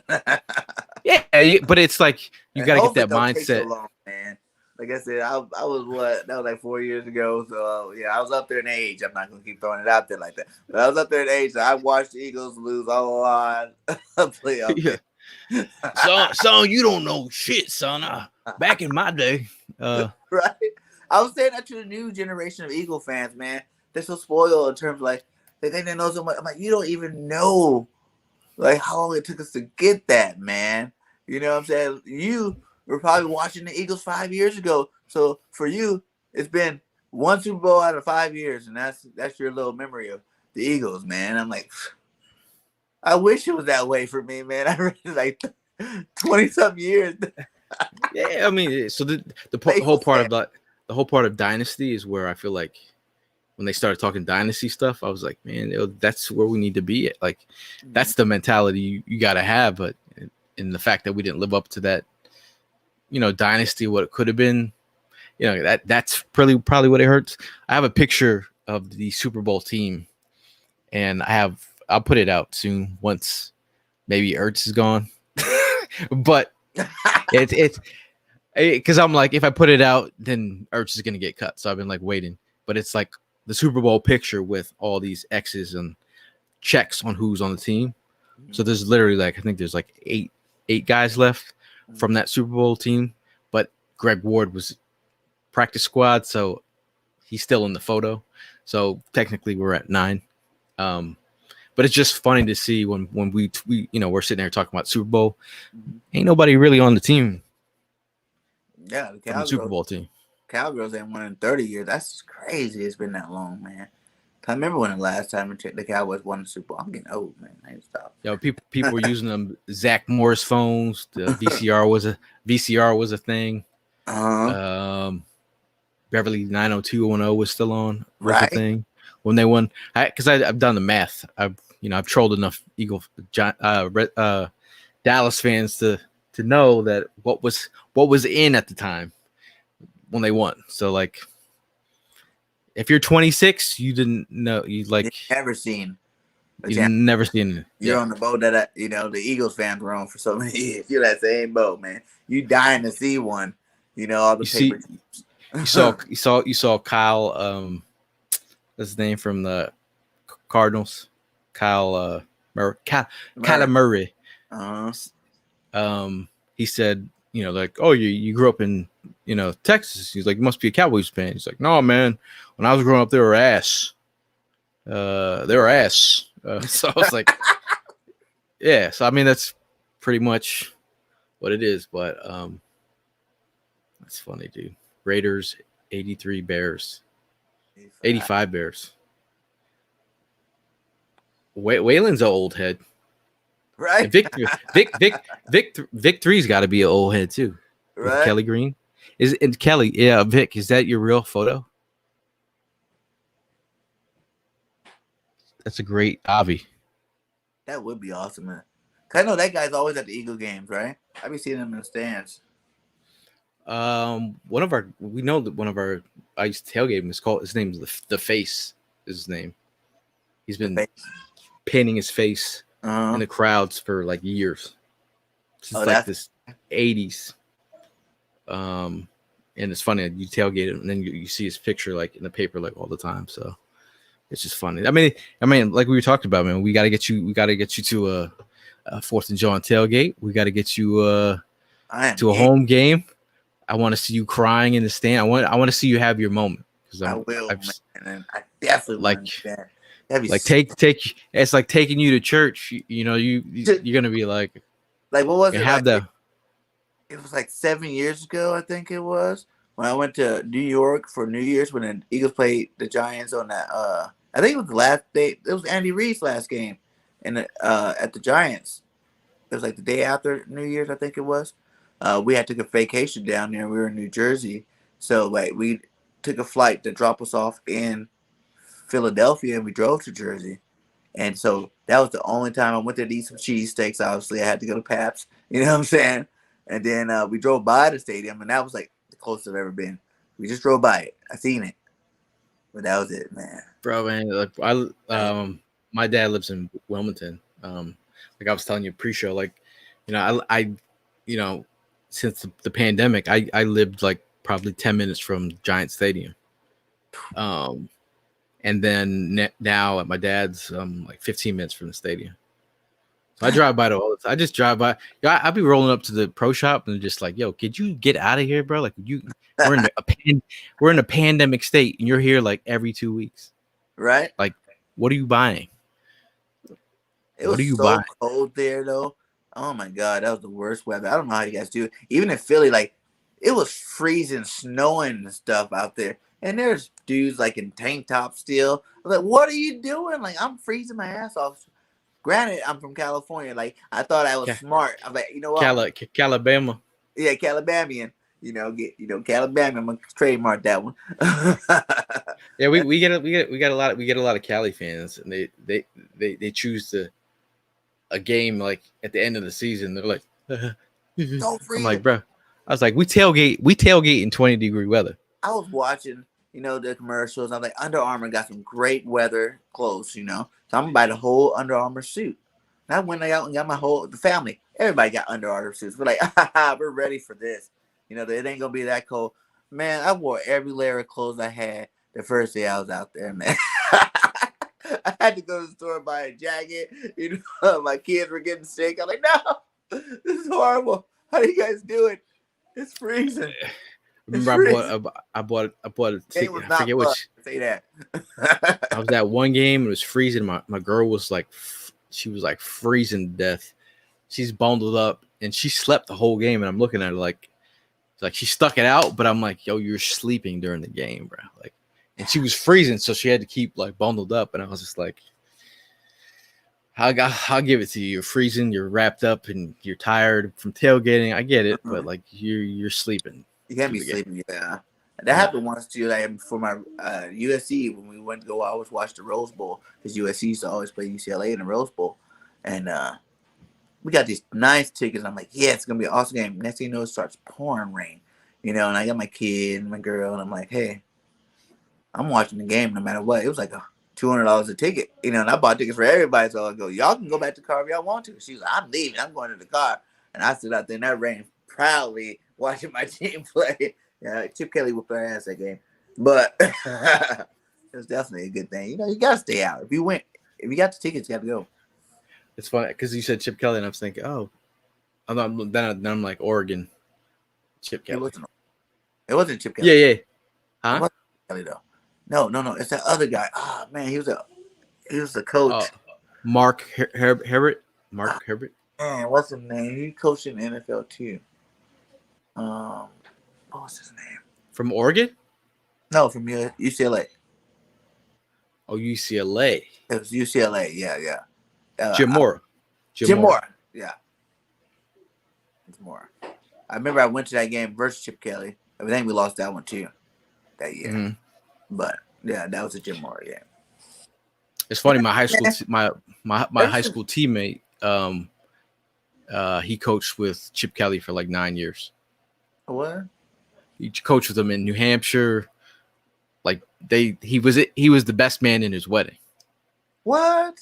Yeah, they're super tight. His name's Sean Devine. I know he was coaching with Delaware University of Delaware. Last I checked, like he was supposed to coach for the Eagles too, with Chip Kelly, but for some reason that didn't happen. But it's crazy because I'm like, he's a teammate of mine, and I'm like, I just want to like call him like, yo, what's the deal with Chip Kelly? Because I'm an Eagles fan. Like, Right. But I never called him like, hey man, I don't want to be That guy. But I wanted to be that guy. I'm like, bro, could you give me a? If you got the hookup, hook it up. Hook it up. You know what I'm saying?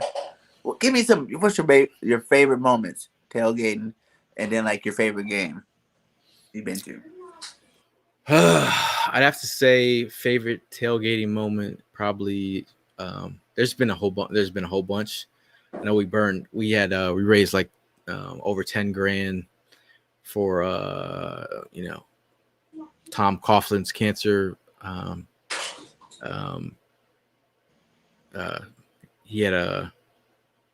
We raised 10 grand to give to his fund, and we burned the Zero Super Bowls jersey that one of the Giants fans had, the guy that was the license plate guy. Mm-hmm. So we bought that jersey, and the Eagles donated last money to get us over the 10 grand. And so we were hanging out with the Eagles president at our tailgate, just burning the jersey. Mm-hmm. We had there was thousands of people there just watching it. We reenacted the Kelsey speech. We had an actor to come out, and I was a fake Jason Peters, and it was a great vibe. I had the Lombardi and everything. It was just a great vibe, and that was a good time. There's been a lot of good times. Randy Moss, Charles Woodson stopped by the tailgate. What? Lito Shepherd, Ross Leo. Tucker, Kyle Brandt stopped by the tailgate. There's been a lot of random, just folks. We had Trey Thomas, Hollis Thomas. A lot of former Eagles showed up, but Harold Carmichael came by. So just a lot of good times, a lot of good memories, man. A lot of good diehard Eagle fans. I mean, if game that I've been to that was pretty amazing, I'd probably say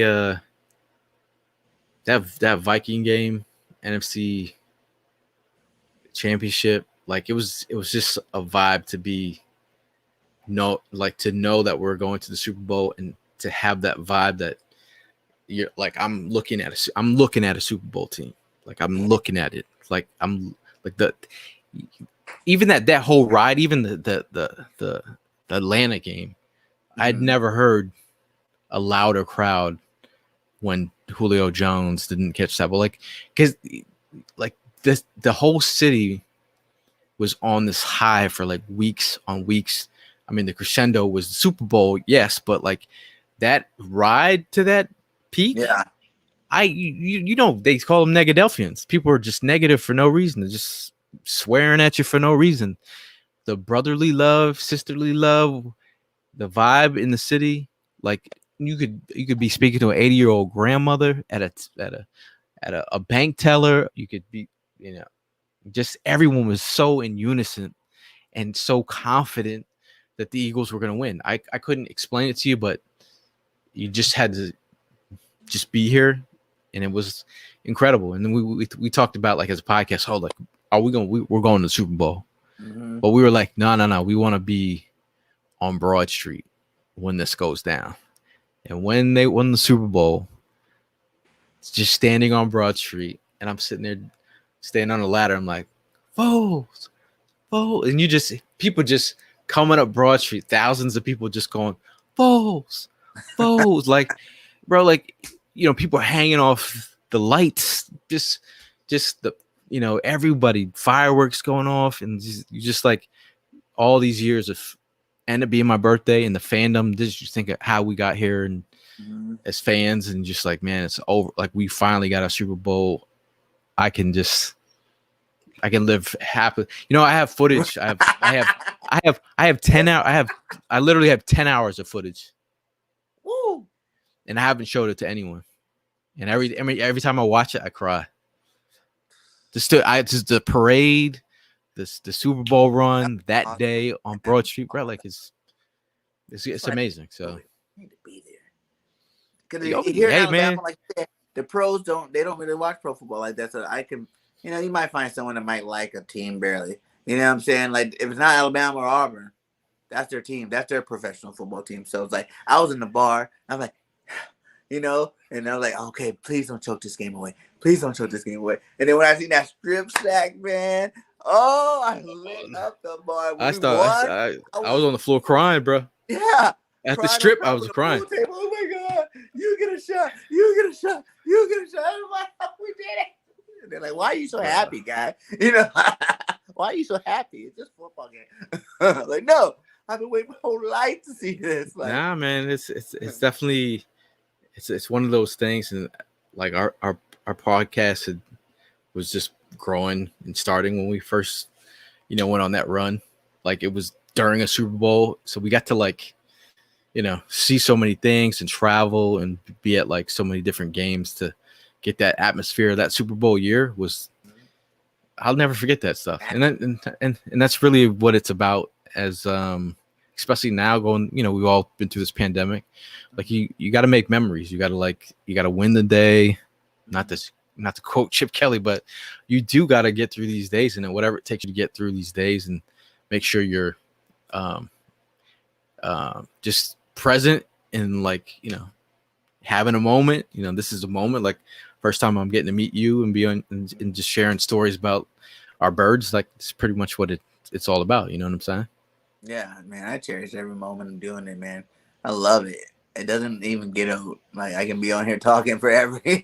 Sometimes, like, But I mean, I have that's to remember sometimes. Some people like, remember, only half an hour.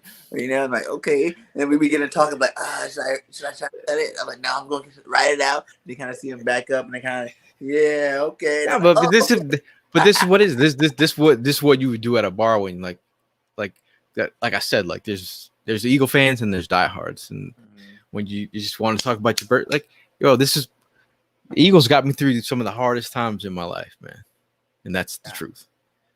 Like just my love of the birds is what always has kept me going. Whether people passing away in the family, just remembering those moments that we're all together, or just like what it's always meant to me as a being a kid growing up in Connecticut, just fighting Giants fans and Cowboys fans. There was no Patriot fan back then because they were losing. right. But just like fighting for a team that I had besides my dad being a huge diehard Eagle fan, I'm like, why am I fighting for this team? Mm-hmm. I tell the story. This when I became a diehard is somebody sent me a Randall Cunningham doll in the mail, and they broke his leg, and no return address. They just sent it to my house, and I started crying. I was like, yo, because Randall was my dude. Right. I was like, who would send a doll in the mail with a broken leg to my house? I was like, yo, Eagles are my squad, bro. Like, Even I'm in riding college, with them. man, all my friends were either Niner fans or Raider fans or Cowgirl fans. Mm-hmm. So I always got hated on all the time. Just like, oh, you're the Eagles fan. Ha, ha, ha, ha. No one likes them. Come on, man. Well, and that's why when you come to a home game, it's going to be a experience where you're like, wow, I'm home. Like everyone feels the same way. Everyone's geeked the hell out about their birds, and it's just like going to church. Like I told one of my dudes, I'm like, yo, I was like, you're gonna be crying in the stands. I know it. I guarantee you, it's gonna be your first time in the game at the link. It's gonna be jacked up. Until I It's walk gonna be up to wild. my tickets. Yeah, I'm telling you, yo, it's a thing. It's a thing. It's a thing. It's a thing. Well, I'm excited. And hey, you got to promise that you're gonna come tailgate with us. Oh hell yeah! I'm doing it all. I'm soaking in the whole experience. You know what I'm saying? It's gonna be the first time in my life, so the whole experience is gonna get soaked up. Make sure you come in on a Thursday, so at least you get Thursday, Friday. They have like you can go to Chickies and Pete's, and they have pep rallies. You can meet some of the players. On Thursdays they have pep rallies before the so like the players will come and speak. You get to meet, sign autographs and stuff like that. And then you get Friday the build up, and then Saturday another build up, and then Sunday, that's the big day. I even thought about it. It probably would even be cool just to go there, even if you didn't get tickets to go, just to go there and tailgate and go like to the whole bar abroad. Yeah. And go have No, you gotta go. You gotta go to the game, man. It's not that good. No, I mean you have to go to the game. Well, of course, I mean, we do have people that will tailgate with us, and then they go watch the game at home. They'll come at like 9:30 in the morning, drink, have a good time, go home, watch the game.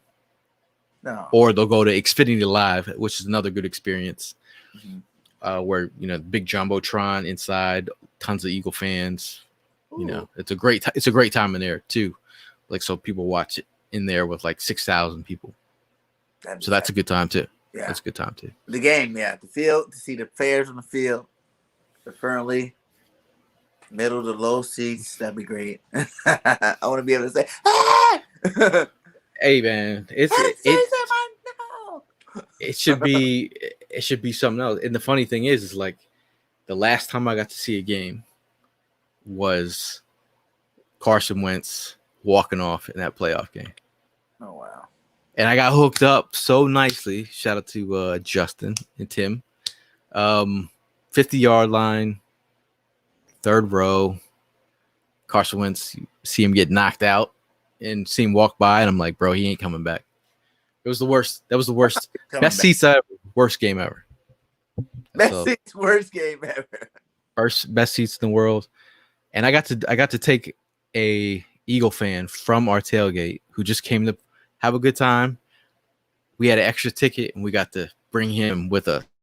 And I get, That you're like, yo, you coming with us, and that's what I'm saying. This is what it's really all about. Like, this he had no idea he was gonna go to a playoff game, sit 45-yard line, and have this moment. Even they lost, he still had a oh yeah. good time. But It's still fun. You're still there. Like I said, my favorite 2 times ever with the Eagles, like I said, was the Super Bowl. Obviously, I wasn't there, but it was awesome that night. I still remember, like awesome night. But that Nick Foles game was my favorite game I went to. Cause I've been in a couple with the Niners. I've been to San Diego when they played San Diego. I've been to when they played Oakland when they were in Oakland. Rams game, Carson Wentz injury game. I didn't go to that one. That was a great game too. That was a good game too. I missed that one. Regardless of it still was a great game. A lot of Eagles fans crying though after the game. Yeah, because I was here. If I was in Cali, I probably would have went to that one. I was in Alabama. Okay. So far, Yeah. a far trip. But I was looking at. I think it's only like a 12-hour drive from Alabama to Philadelphia. 12 or 20. Yeah. Next year I'm going to. We It's the first year we got credentials for Senior Bowl. Ooh. So next year I'm going to Mobile next year. Oh yeah. I'm doing Senior Bowl live. And I'm covering it too. So that'll be bucket. That'll be, we covered it last year. It was cool to like finally just be recognized to be, get credentials for that. But covering it live at the Senior Bowl in Mobile, how far are you from Mobile? Probably like 2.5, 3 hours. All right, man. Well, let's make that a thing. Hell yeah! I'll see you at the Senior Bowl. Whole BIRDGANG Nation, we going. We going. Yeah, man. I was like, I don't know nobody in Alabama, and then here we go. There you go. Now you got somebody. You stop by. How many rooms you got? I'm a great barbecuer too, so I definitely queue up some stuff. Bama barbecue better than Texas? I've eaten them both. The best barbecue, to be honest, you want to know something? Besides what I make, because I think I could better than all these states. Every state that said they have Southern food, even in Cali, I've always been known for. I can queue it up. I can cook. I'm a chef. I really want a food truck. Right. That's what I want to do for real. Just my best friend has a food truck. Take it everywhere, Yeah.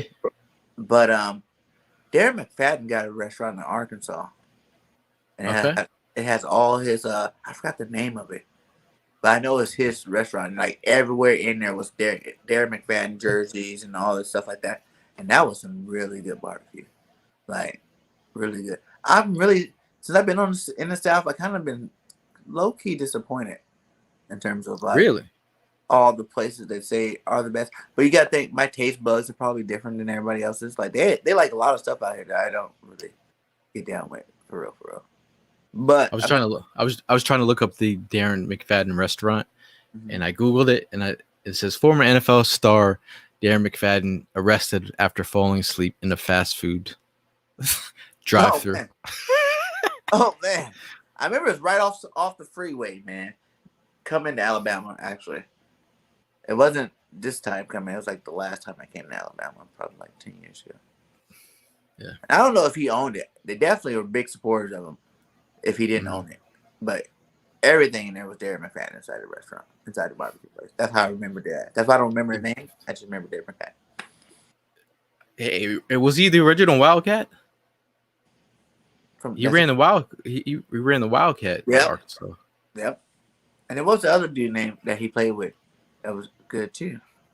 They actually ended up having a better career than him. He played with the Eagles too. Who? He played with Dallas too.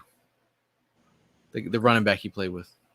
Yeah, what was his name? Darren McFadden and hey, what that boy name is, man. I hate when I be getting these brain farts, but like, bro, I've been having ever since COVID. I've been having them. Bro, like ever since I had it, like my memory has been like on one, bro. What's that boy's name? Now you got me Felix Felix Jones. Yeah. Felix. Mike Jones. Felix Jones. Felix Jones. Yeah, Felix Jones. Yeah. We had him for a second. Remember that? We had him too? Yeah, the Eagles had Felix Jones. You don't remember that? I don't remember Felix Jones for some reason. I can remember Ricky Waters, but I don't remember Felix. Yeah, Felix Jones was here for like a hot real quick. Must have been towards the end of his career. Oh, remember Matt Jones? Yeah. The quarterback, right? He was an alcoholic, no? Term receiver. Yep. Mm-hmm. Matt Jones. He had a good year. He was good on Madden too for a year. Who, Matt Jones? Mm-hmm. He was tall. Oh, old heads, man. Like he got drafted in the first round, man. Right. Remember the other dude the Jaguars drafted was an alcoholic.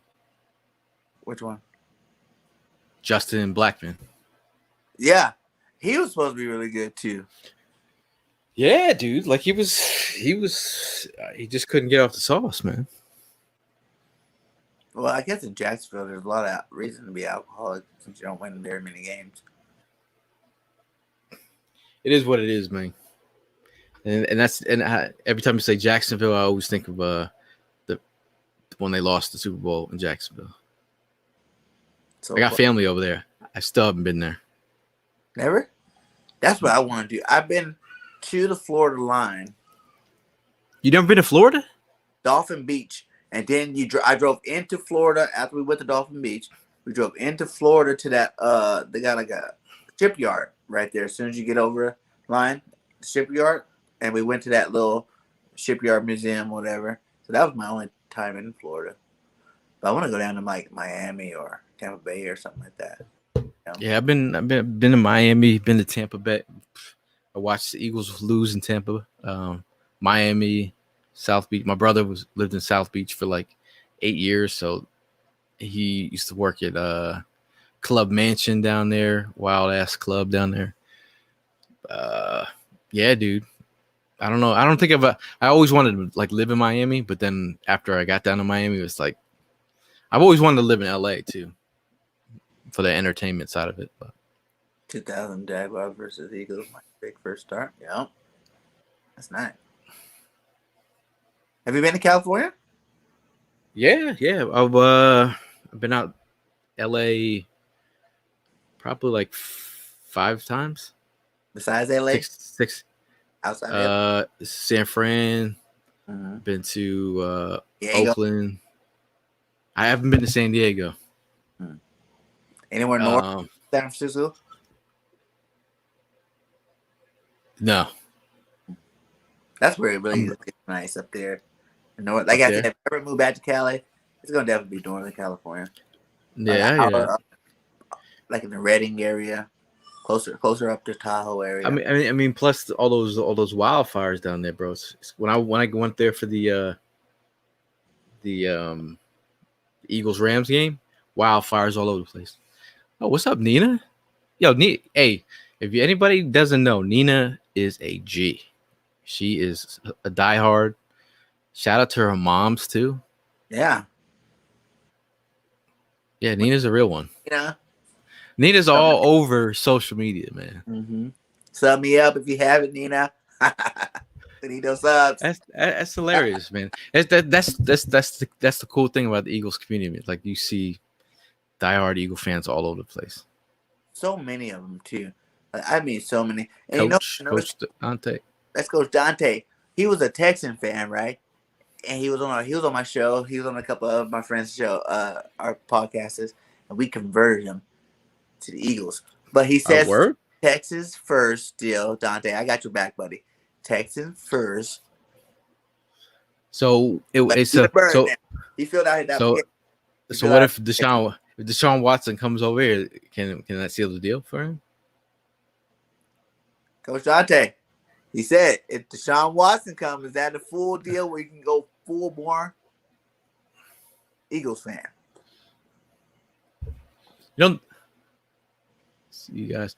Oh, the new COVID rule. That's serious news, man. Like it's really like basically if one team has to forfeit, if their whole team gets like, there's an outbreak, then it's gonna be an automatic L, dude. Automatic loss? Yeah. Like how many players? It's gonna have playoff. If you have an outbreak on your team and they can't make it up, it's an L. Like more than 2 players, like 3 players, something like that. Or whatever. If there's an outbreak on your team and you can't play, then it's an L. That's serious. That sucks. You have playoff ramifications at the end of the season, and you got one dude trying to get wings at a strip club. Shout out to Lou Williams. Imagine that. He gets COVID, gets the whole team COVID for some chicken wings. Done. There better be some banging chicken wings. Right? It's fun because I always just like when you're OG, but we've seen so many different would you ever imagine to think about an NFL season like we had? Like we had fake fans booing our Eagles. That was weird. And I thought it was weird how they played it on TV to make it sound like the fans were really there. And bro, it's so wild. It's so wild that what we're seeing right before our eyes. We've now witnessed college players getting paid legally. Lose a lot of the draft. I didn't see the draft pick. Are you serious? Lose the draft pick? No way. Forfeit a game and lose a draft pick? That'd be ridiculous. What do you even mess with the draft pick for? I didn't hear that. I heard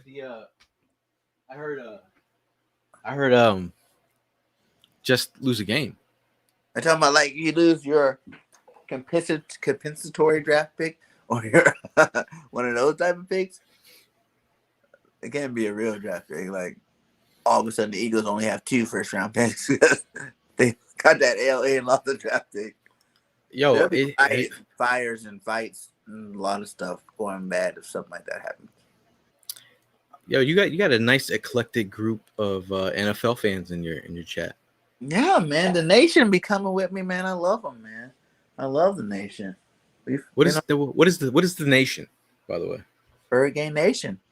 Well, I mean, you got other fan bases up in here. Yeah, but they're all on my channel. When you're on a channel, you're part of the nation. I got subscribers that are Niner fans, and like you see Texan fans and a couple of Giant fans on my channel. And they're not trollers or nothing. They're just chilling. Y'all can come. Y'all can come over to 4th and Jawn. Check us out if you talk some Eagles. If you ain't subbed them up, man. 4th and Jawn. Yeah, I mean, it's always nice. What's that? Who's your co-host now? Right now? Evan, Hollywood Hearn, and we have Prime. He wears the Prime mask. He's a fan ambassador. Got a lot of great guys. Jimmy Smith, Chris Malley, really big into the draft. We have Ryan O'Neal and AJ Torres. We got a good group of guys, man. Just talking birds. Nice, man. Per usual. It's just what we do. You know what I mean?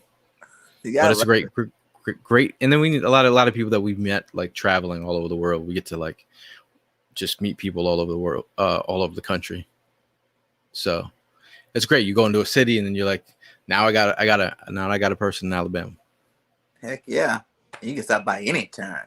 I was like, yo, man, we got a flat, bro. I got you. I'm coming in the top. I'm coming in the suburban, baby. I'm rolling. It's official. You have a forfeit game and lose a lot of draft pick. And I heard that a lot of NFL players might retire because of this rule. Are we missing something on TV right now? Is it really getting that live? Yo, the talk on the timeline today on Twitter, because that's where I'm usually at on Twitter, but it was all vaccine talk today. I know. I know they're saying something about that. Did you get the vaccine? Yeah, I was just about to ask you. Yeah, I got vaccinated. I haven't. Did you? Mm-mm. I don't. Personal choice. I just don't believe in those type things. Like I don't believe in getting vaccination, flu shots, none of that stuff. I feel like I'm healthy and I'm never. I don't believe in sickness really. Like I've only been a doctor for like, I dislocated both my collarbones in football. You know what I'm saying? I had two knee Yeah, surgeries for football, yeah, but that's pretty much it. My whole life, like I've been blessed with good health. yeah. So I mean, it's I don't just really. I feel like if I'm not healthy, I mean, all this stuff has been around for a long time. It's not like this is something new. You know what I'm saying? Like I just felt like because I'm I'm not against living. the fact that do get it though. Hey, it's your choice, it's your life. That's why Yeah, free. It's your. That's what life is. It's your life. It's your choice to do whatever you want to do with it. But I'm. yeah. But I mean because like I saw people arguing on the timeline. I'm just like, again, it is your body. Mm-hmm. Like the only reason that That's I got the vaccine was because I'm around my dad who's in his 80s, mm-hmm. and when we take care of him, and then when they started like taking having people not have masks on, then I was like, bro, like people are at the stores with no masks on now. Mm-hmm. So I'm like, I feel like that was the only reason I did get it. And then having COVID earlier, I was just like, bruh. Like then there's just a lot of misinformation out there because then people are just like, if you got COVID, you don't got to have the vaccine That's because what I then you thought. already have it in your system. Yeah. And then there's a lot of misinformation. It's definitely, I don't know, and it's definitely a hot topic Did you? How did you on the feel? timeline. Did you feel when you got the vaccination? Did it make you feel anything? No, I felt. You mean just personally how I felt after? Like I felt like subconsciously, I felt a little safer because I'm like, I felt sick after getting my both shots and everything. But when I had COVID the first time, and back when it broke out in March or whatever, Yeah. like I went. It's like I couldn't walk a block, dude. I was just like my chest. I felt like I couldn't breathe, and that was first when it first happened. So you couldn't really like people you tell somebody like, oh man, I think I might have. People would like look at you have you have the plague. So I didn't see family members. I didn't see a soul for like 3 months. Oh. So I stayed in my apartment, and it was like a real like like wow, I'm just I kept Oh busy. my. But I was watching everything. I got to a point where I watched every single thing that I'm interested on YouTube to the point where I was like, I've seen everything. Like I've seen everything. But it's that whole thing. Like you got to keep moving forward and grinding. Uh, is what it is. What up, Richie? How you doing, big dog? He said, at Booster, what is another option? They will not reschedule games. Yeah, I remember that. They were not. They said, I did hear about they weren't going to reschedule the game. It all don't make sense, man. Like this And stance it's that like they're all taking. right now, right before training camp. Stuff at us. Yeah, man. What's in the show? But on the COVID, no, It is. I believe we already all had it anyway. Because before they even came out on TV with it, everybody got sick. No, I mean, Everybody got sick way before it came out on TV. Like I remember, I, everybody around me were getting sick. They didn't know what it was. Everybody was getting sent home. The doctors didn't know what it was. You know what I'm saying? Like they're just like, yep. you got flus or whatever. We don't know. Just go home and chill out. And We had 7 people at my job that were like sick in the whole air, and they're like, oh, don't worry, this isn't contagious. I'm yeah, like, yo, I said you've been coughing for like 3 weeks. right. So then I had a coworker who went on vacation with her man, and she's like, yeah, we went on vacation. She was all pissed. She's like, yeah, and he was in the hospital for 2 weeks of our vacation. I was like, yo, I was like, he's like, he ruined the vacation. I'm like, Yeah, but you said your man was almost like Dying. like couldn't breathe, and then she came back, and then a week later she got sick, and then a week later I got sick, and I'm sitting there. This is I'm like like, yo, definitely one of them topics for my other channel. Did I get more conspiracy theories? They did on purpose. I'm not gonna mess with the ego channel like that. You know what I'm saying? Like, if you guys want to hear more about that, hit up the From the Eyes of P. It is also on YouTube. You can go sub that one up. all right, there's levels, man. I'm just telling you that. I definitely remember just the moment where I was like, bro, it's a wrap. Y'all spotted me will not get paid for the whole season. Oh shit!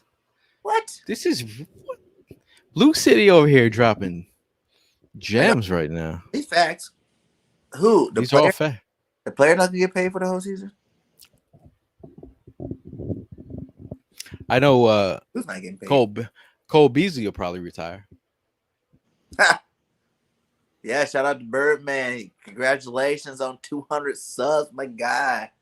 Good job, man. Like, I'm almost there too, Birdman. I'm coming for you. Coming. Yo, you know how real Birdman is. You're dope. Birdman was one of my first subs when I first even started a YouTube channel, like 8 years ago. What? That same Yeah. one? The 9 Birdman. Yeah, Birdman and Birdman is the one that picked me up from the airport when I came in to LA. Oh, what? He showed me all around LA, and it's me and Birdman been. In the 6-4? Huh? In the that green 6-4 he be showing? He had like a Taurus back then, but it's just that I've talked to Aaron on the phone like for years, and then we finally got to hang out that Rams game, and then he's been to some our tailgates and stuff, and met some of his family. He's a good dude, man. He is a good dude, man. I just met him through here, man. And I have nothing but good things to say. I'm always dropping by the show. He drops by my show. We show each other love. We talk on the side. You know what I'm saying? I'm actually gonna see Yeah, man. wife made me an awesome new logo for mine.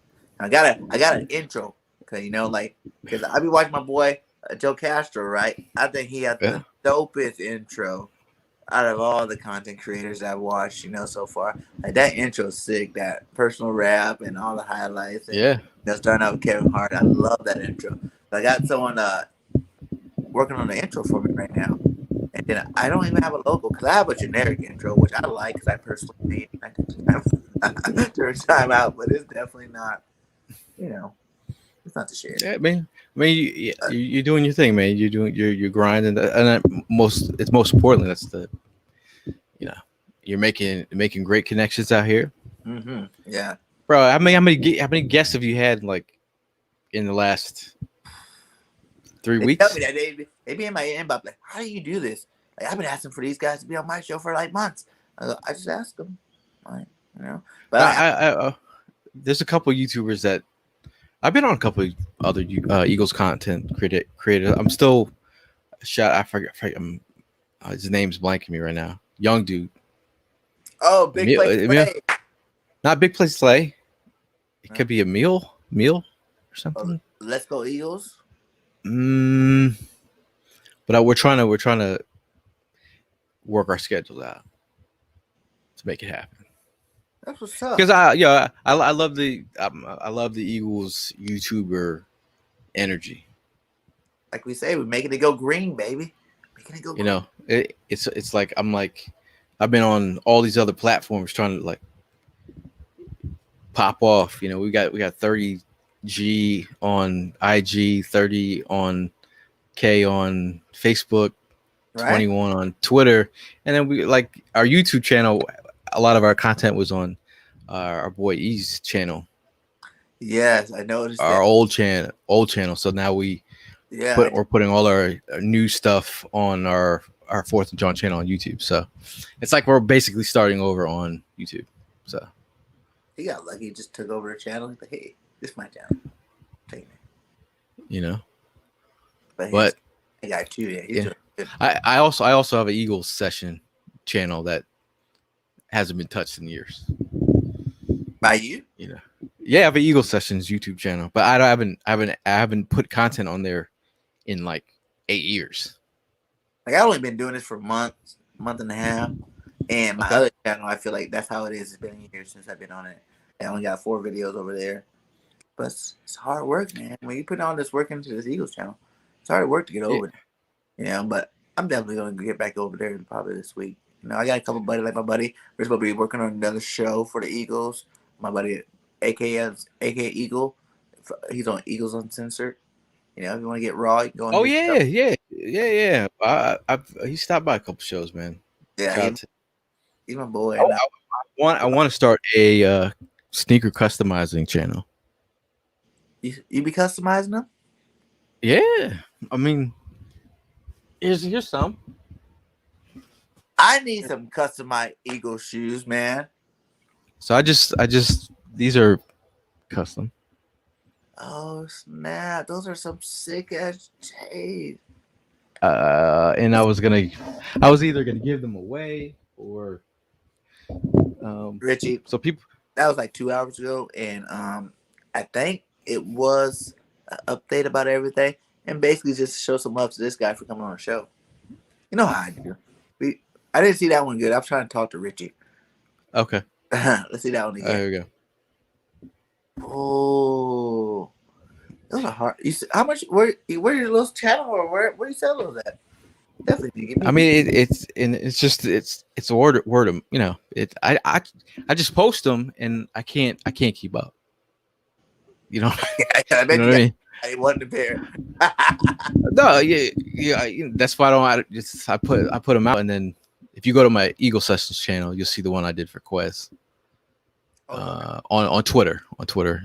It's my pinned tweet on Twitter. Oh, I did see But- Eagles. Yeah, but it's almost this that I started doing this heavy during the pandemic.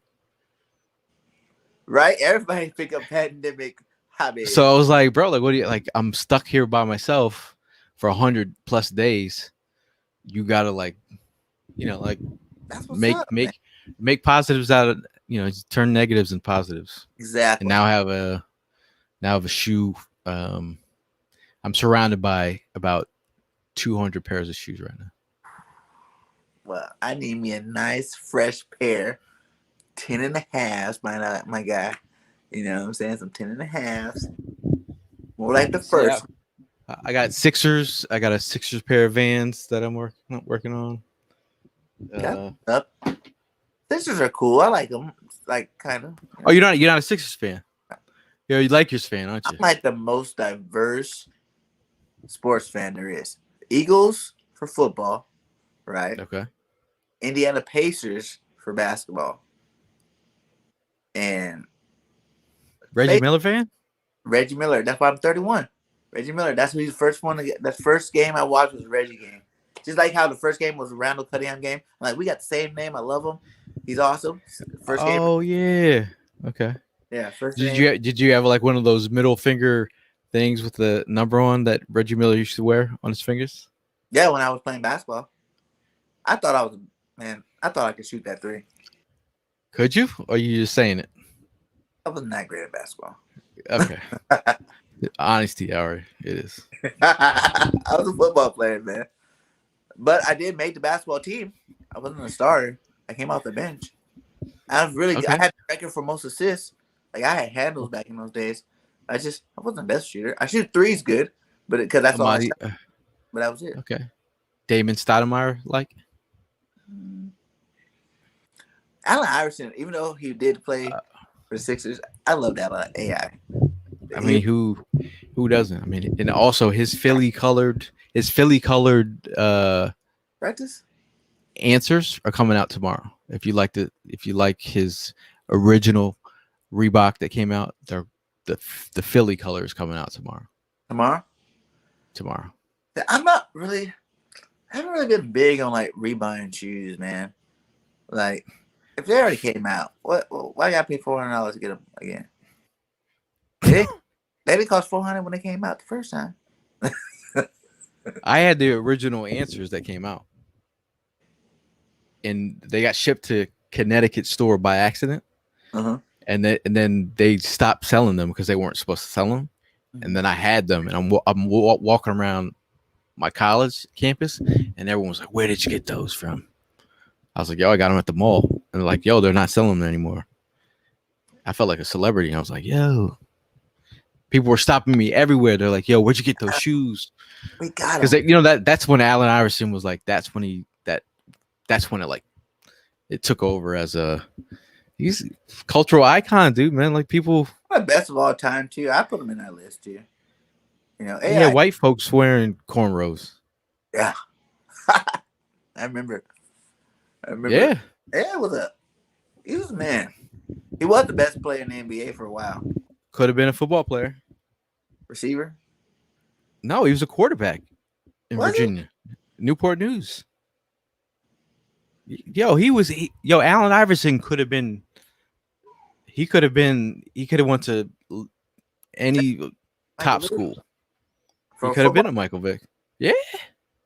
How tall was he? Like 6'1"? Yo, did you see the documentary? I didn't watch that one. Oh, bruh, come on, you're missing out. Like he got locked up, and then they let him out. Like he could have been locked up in prison for a fight that Went they bad. almost, they almost threw him under the bus for no reason. They said he threw a chair at someone. Yeah, man, he could have been. He was a really good football player. But best, but Nate, best. Did he get to choose where he just chose basketball over football? I think he's a better football. I think he could have been just as good at football. You know who also played? Nate Robinson played football too. Yeah. Not as good, not a good as basketball player as Iverson, but you know what I mean. I see And him. we were hitting all topics tonight. We went from Iverson, Right? USC, throwback USC players. Trojans, baby. We Much went. love to my voice. Hey, if Jalen doesn't do good, guess what? We got an answer for him. His name is Slovis. Okay. That's what I'm going for. If Jalen, but I know Jalen's gonna do the job this year. But if not, Slovis is there waiting too. Or Watson. I won't Watson, man. I don't. Just don't. You know? Is it the energy? Yeah, it's bad juju. Is it the dry humping ejaculation stuff that was going on? Did you read that report? I know there's a lot of women that got a lot of different reports on them. This is exactly. See, I was just talking about him. That's why We're supposed to. Sports Talk with Let's Go Birds. That's right, man. We're supposed to get a video going. I know we're working the schedule out. With him too. I just told him that like yesterday. I like the youngsters coming up. Bro, that's where you man inspiration, man. Like he's doing it at his age, bro. Like there's a lot of content creators out here, man, putting out content. That's right, man. Let's do it up. He was talking about that before he even jumped on. That's crazy. See? Full See what I'm saying? Spoke into existence. Spoken into existence, baby. And here we are. We were just talking about you. And you didn't even know it. Yeah, that's what I'm saying. Hit that like while you're in here, guys. Come on. We've been going. Yeah, man. Good little while here. We stay consistent with some people in the chat. It's been good. Liked it.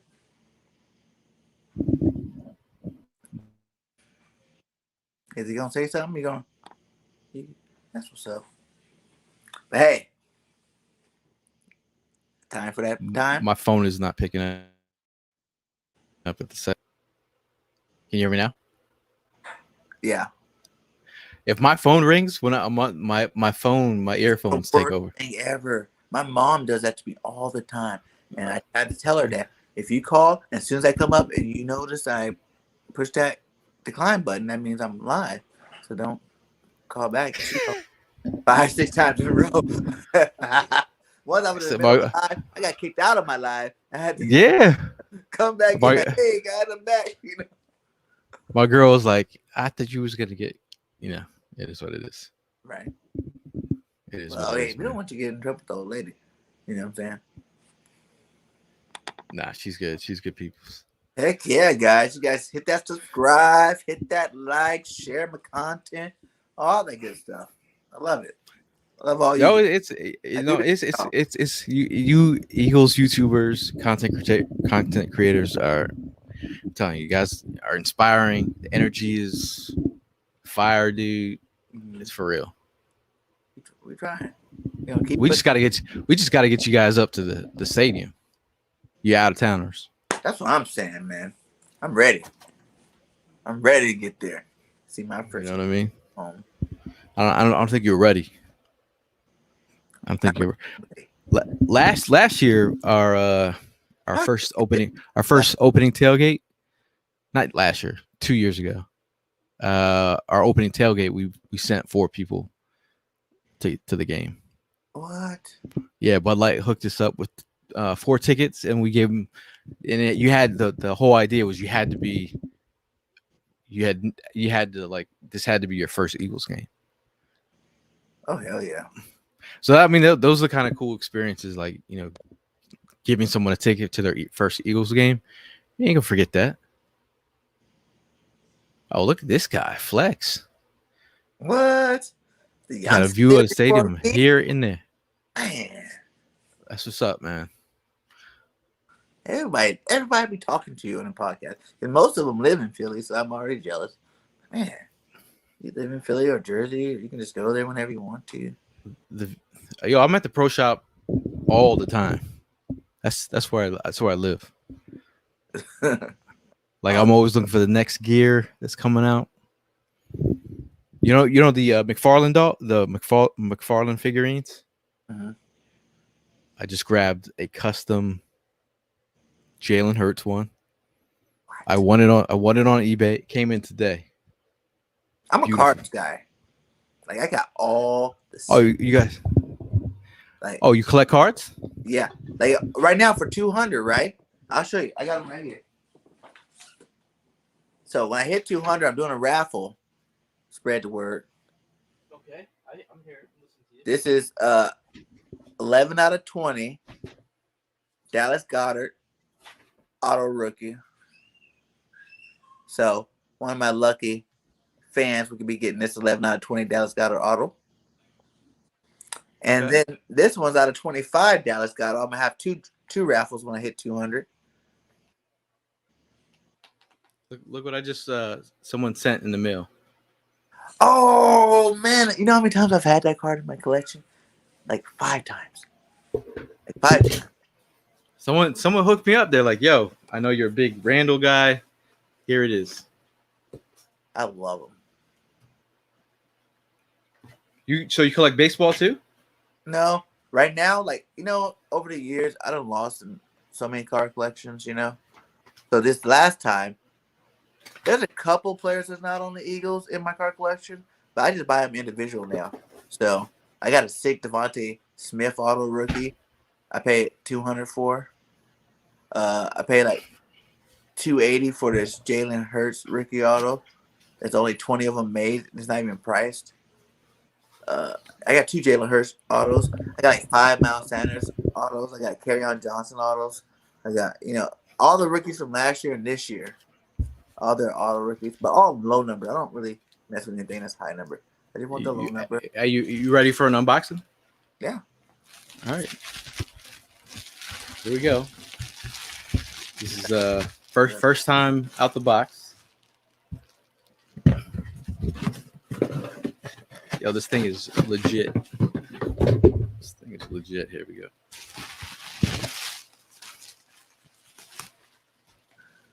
Now, I was saying, can I was like, if I'm gonna get on this Hurts train, I gotta support. So this is the Jalen Hurts. Oh snap!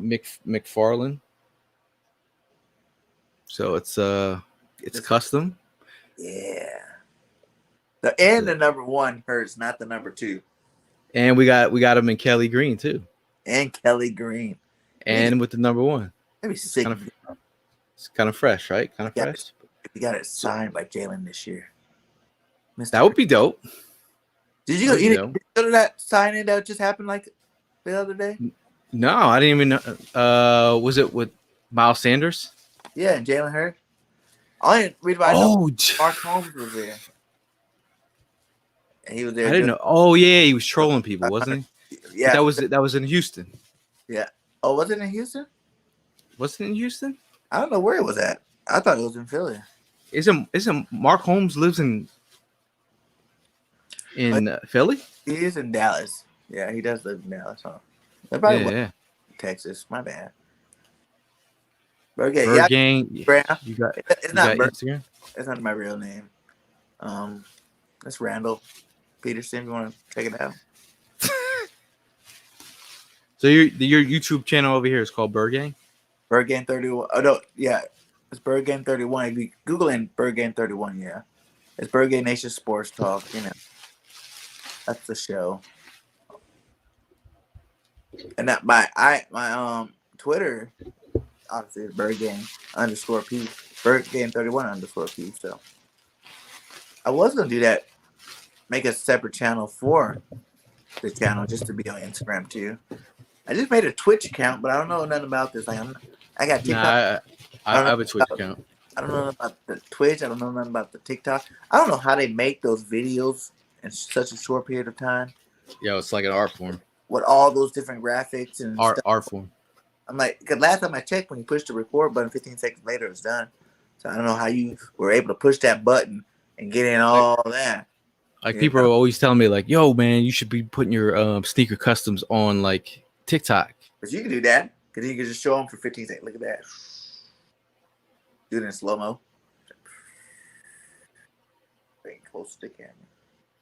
Who's he talking to on the comments here? What is that? He person I don't want to retire. He's one of the biggest inspirations as a receiver myself. Rain his finger makes me angry. NFL sucks. Who retired? Did I miss somebody? Let me go back in the comments.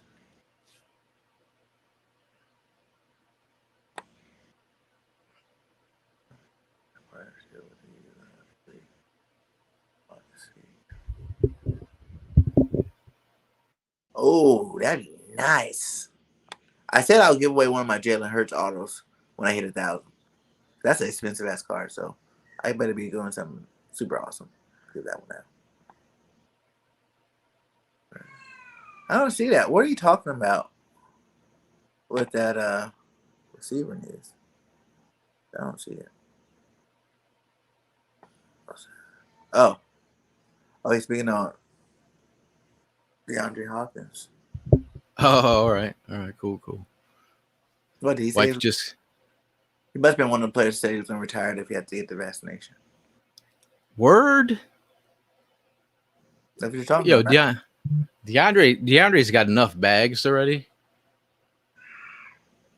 Most of them got enough bags. Yeah, bro, I'm telling you, it's a weird time, bro. Like this, the fact that we're seeing shit like this is a weird time, man.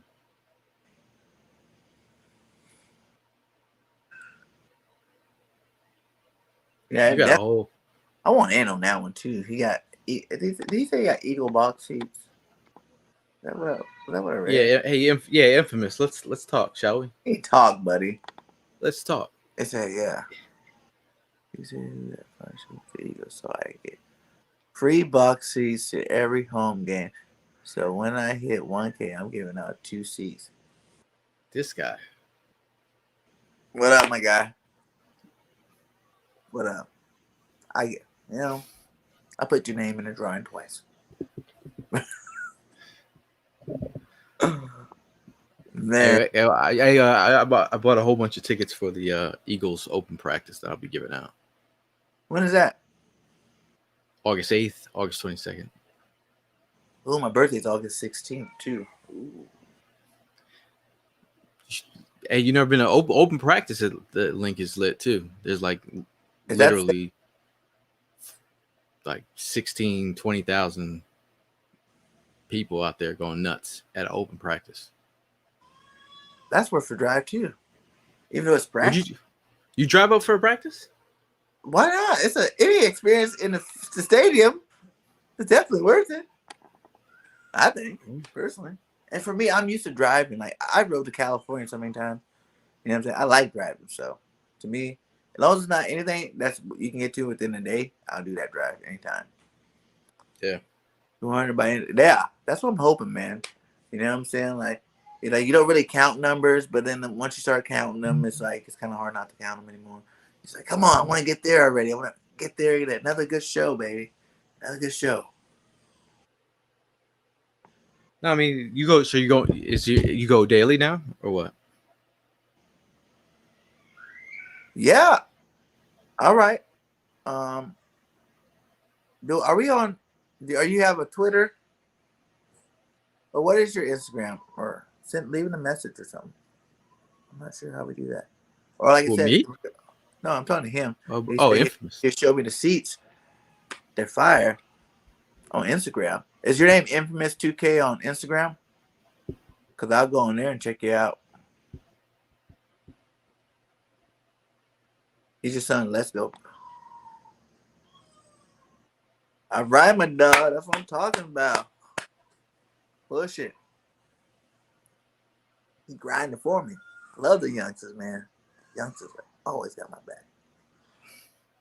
Yo, I'm telling you, man, the YouTube landscape is pretty awesome, man. Pretty dope. They've been awesome, man. They definitely hooked me up. People share my videos and they do all that good stuff, man. I love them. I really do. These guys are awesome, and it makes me enjoy what I do, man.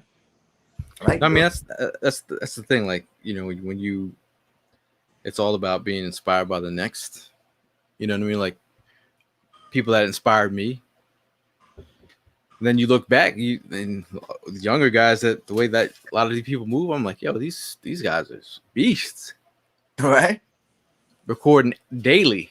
I remember the first time I did the 3 lives back to back to back, man, and they were like all like between like 1.5 to 2 hours. The next day I slept like a baby and I was so tired. I was like I worked out all day or something, man. I was like, whoa, why am I so tired? I did not know it was that exhausting on you. I did a 24 hours during draft time in 3 days, Oh wow. 8 hours a day. But you It's slept wild. baby right after as soon as you get Oh, off. I slept like a boss, bro. Live over.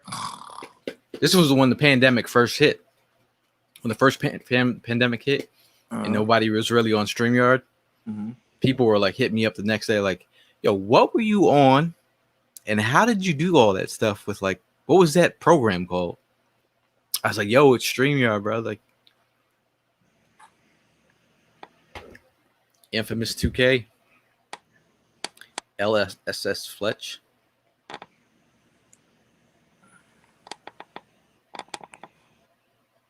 I'm gonna screenshot of that for you, buddy. I can figure that one out. What are you saying? BIRDGANG 31. Thank God it's Friday. What's tomorrow's show going to be about? Actually, tomorrow is my double day at work. So if you guys notice on Fridays, that's why I kind of cram them in on Thursdays and Wednesdays because I work double. I don't usually stream them. I might put out a video in the morning, but I'm not gonna be streaming tomorrow. I'll be working, man. Working. But I'm back on it on Saturday, baby. Back on it on Saturday. But yeah, tomorrow my double day. I won't be. But I got some shows lined up this weekend, so it should be good. Yes, stay tuned for show. Who's your next guest? Um, in the order, I don't Mm-hmm. know. I know I got a stream with AK on Sunday. I know I got a stream with Philly Sport Podcast. Mm-hmm. Hunter. I know I got a show. I was supposed to do a show with Mitch, and then that Jimmy guy from your show. I think Okay. Jimmy on your show on Saturday. He's supposed to be on, and then I kind of got a couple. I don't want to. I don't know if they're gonna do it for sure. I'm not gonna say it. I don't know if they're gonna do it or not. So Hey man, it's the whole art of you just keep it moving. yeah, if people don't do it, I just get whoever else can fill a spot. Only thing on like Twitter, I'll get messages and I won't see them if I don't, if you don't follow the person and if you don't check your And that's the thing messages. I don't like on Twitter. Like if you don't follow, like I had people hit me up on here. Was like hit me up on Twitter. I'm like, but you don't follow me back. So if you don't follow me back, then I don't get to see your message box. Mm-hmm. So I was like, well, I put in their comments. You wanted me to hit you up. I mean, your message bots, and there's no Not message. usually. When I see it's like an Eagles YouTuber content creator, I'm just like instant because yo, you don't know what it is, man. Sunday, 7 days from now, 7 days. So that's not Sunday. It's next Thursday or next Wednesday, Thursday. tell LLS Fletch. He does. Does he have any posts on his Instagram? Infamous. He talking to you. It says 0 posts on yours. Is Infamous that you? Tuesday. That can't be it, right? With 0 posts. 'Cause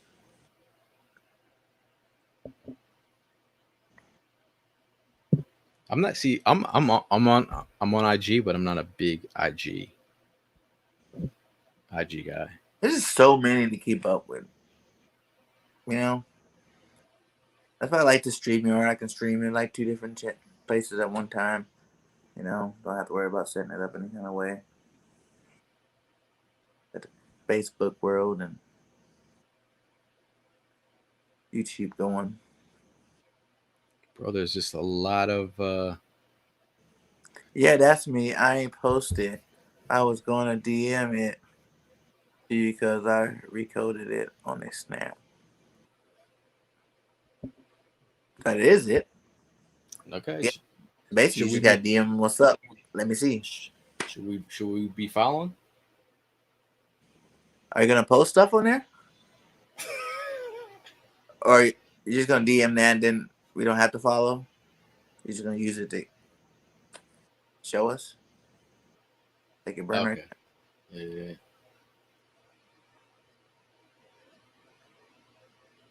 Bro, man. Yeah, but too. All right, man. We gotta get to the nitty gritty. Yeah, wait. What did you say? For real, not that deep. Get a DM and I'll answer. I'm gonna do that after like my phone is on here, so.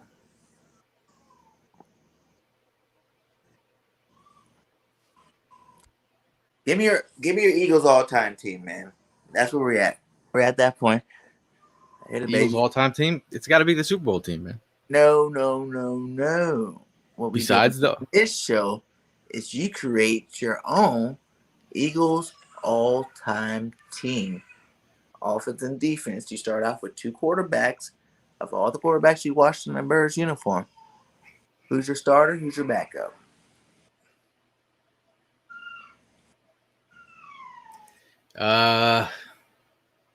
damn, Randall Starting. Cunningham, because he's my favorite guy. And in this day and age, he had a hell of arm. His backup,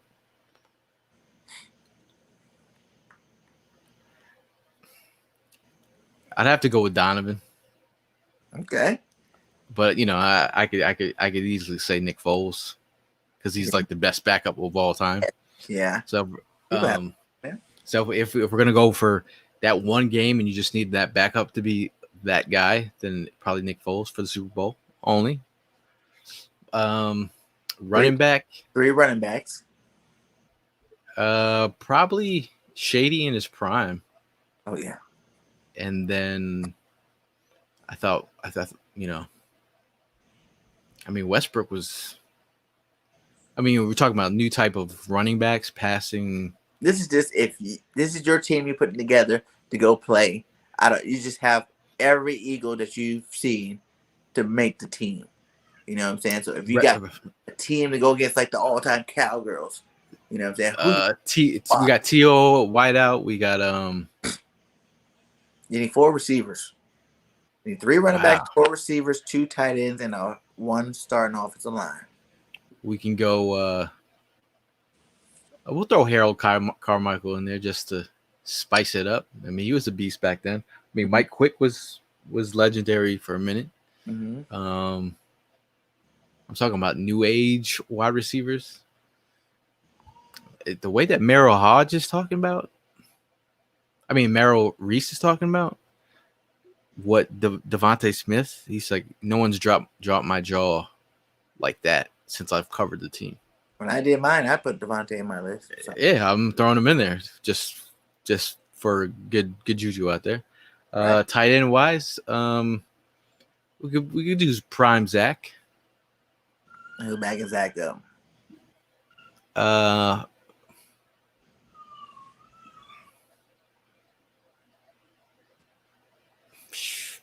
mean, Brent Selleck was a great. I'm not gonna say he's the greatest player. You know, Keith Jackson. Keith Jackson. Chad Lewis. I'll throw Brent in there for shits and giggles.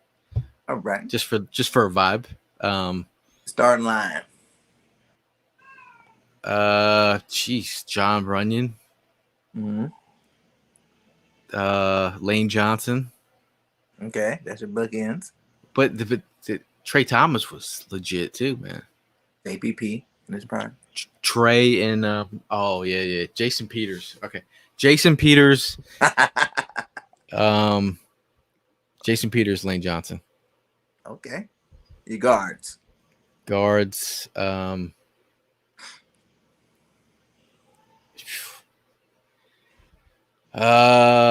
Shawn Andrews, pre-injury. You know what? I threw that name out there too. Motherfuckers don't know. He had that back injury, and that he was a mauler for a little bit. Yeah, the what? His brother for a little bit. Bust. Yeah, but Buster. who's the other one? We could do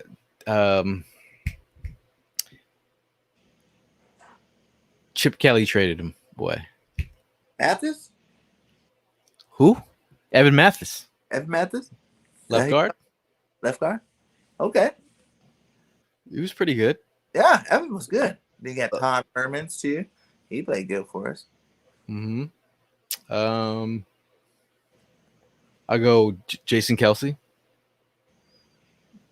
Yeah. Remember Hank Fraley? Jamal was dude. That's another Jamal one. was nice. Oh, wait, we didn't say right guard yet.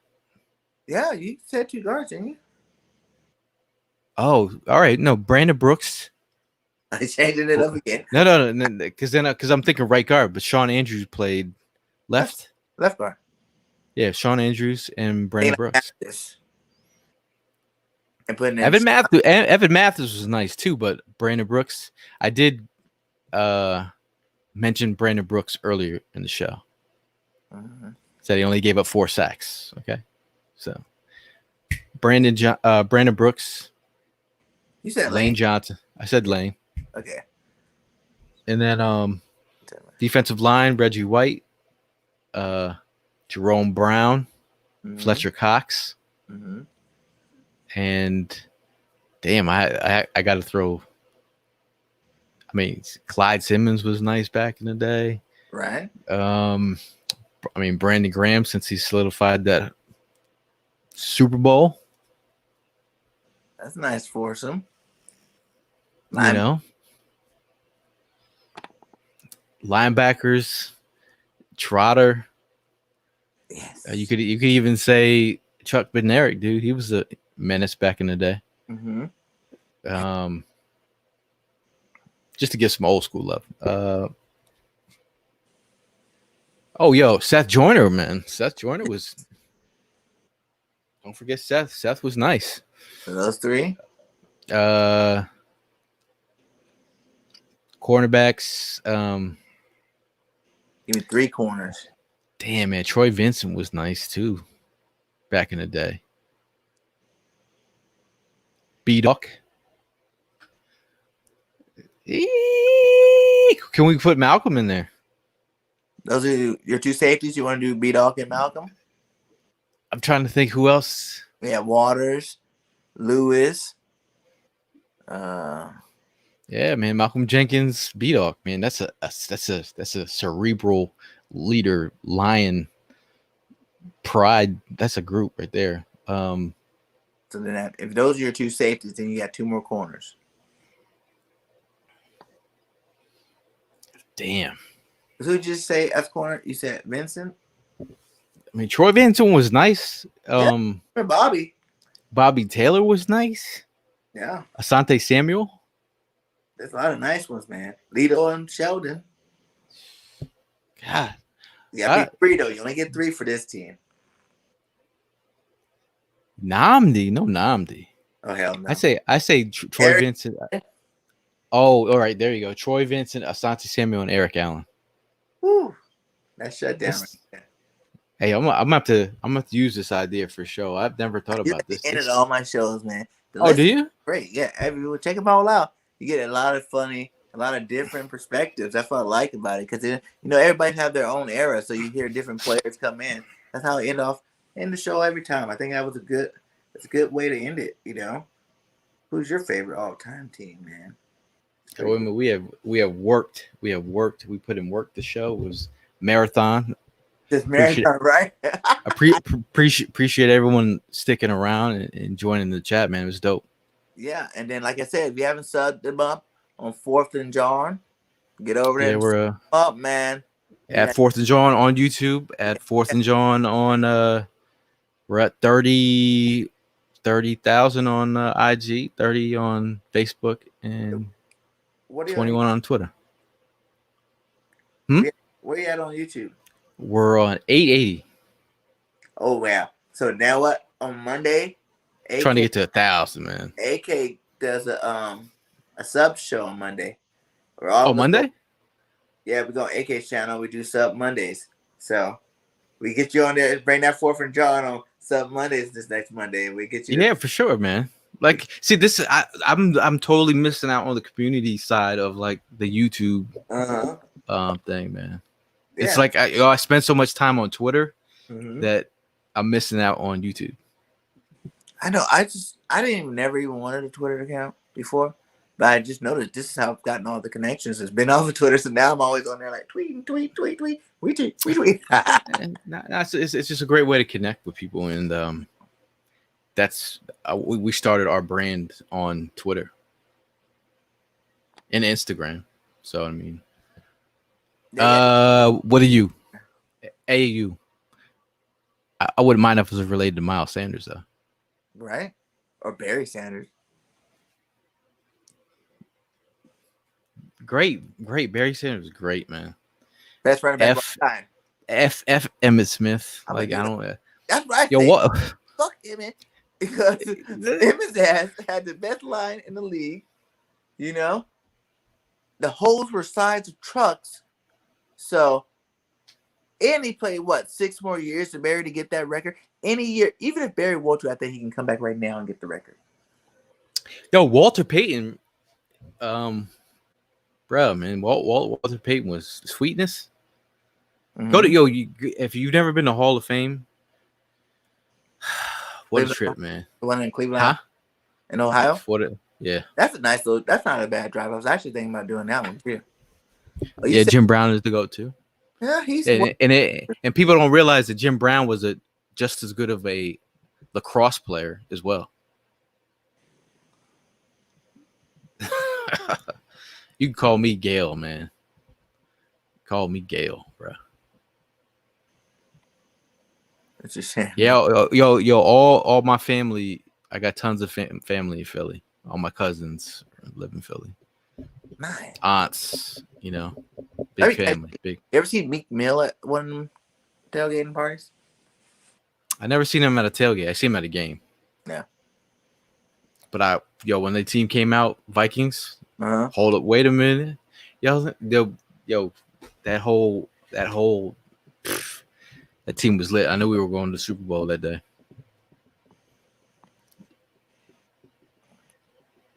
I'm in Wilmington, Delaware right now, and I live outside of New York City. And yeah, is Philly expensive? Oh, ain't nothing close to New York City. I know New York's expensive. And this is what I've learned over the pandemic. I don't know what I've been doing in New York City. This whole I was like, we're getting robbed for like everything. You walk outside the house, it's like $50 automatic. Man. Infamous, where you at?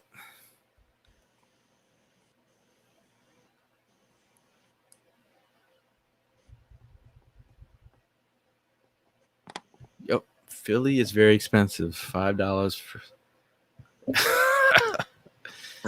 yo.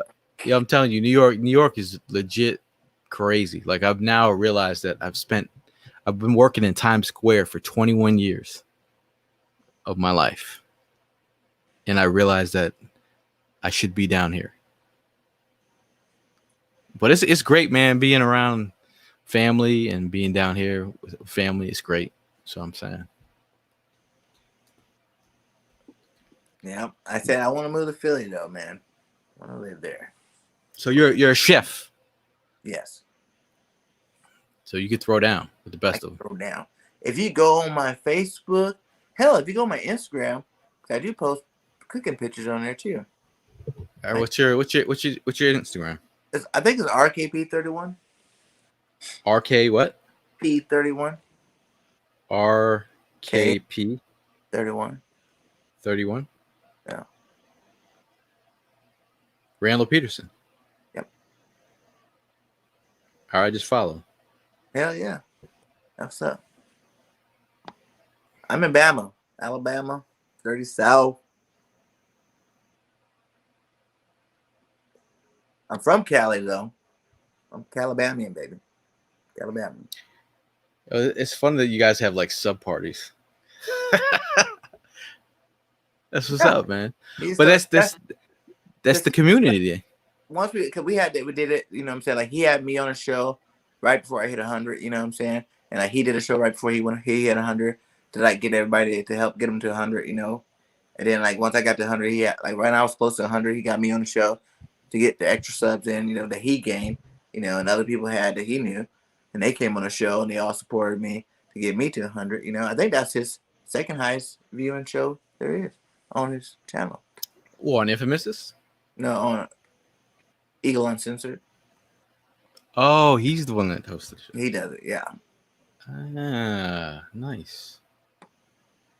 Trying to be like y'all, man. I don't know, but I've never been to Philly except for that one time.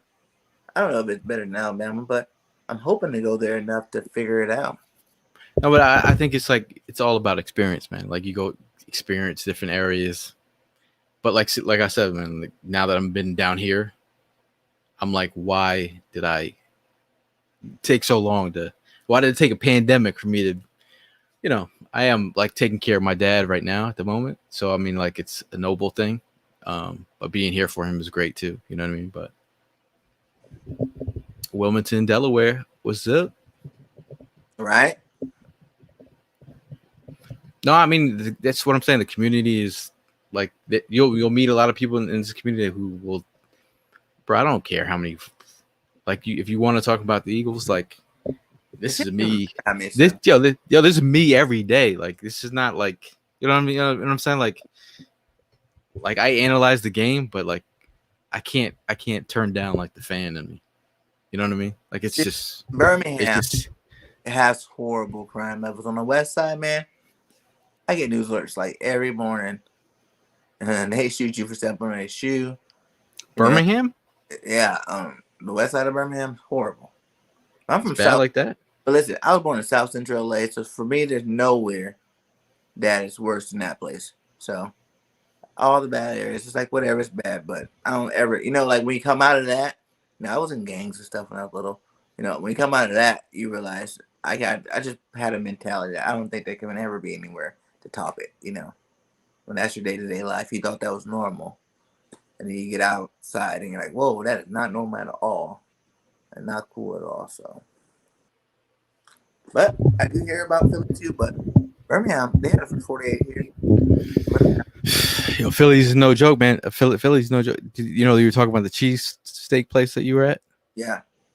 Yo, somebody just got killed in the line waiting for a cheesesteak. Shot man's right in front of like 12 people. But see, that happens every day. Like people are dying every day. But I'm saying like in front of a cheesesteak, like you're both waiting for cheesesteak. Huh? So you saying that area is a bad area?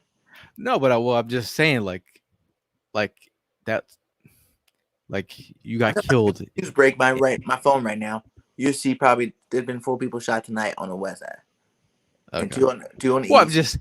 just saying You like make you were it, just talking about your cheesesteak place. Like yeah. think of the vibe. Like you're ready to get a cheesesteak. Like you're hungry. You just want a cheesesteak, but then you're ready to like kill somebody over a dumb beef when you're really just trying to get cheesesteak. These shoes are crazy at the especially at the clubs.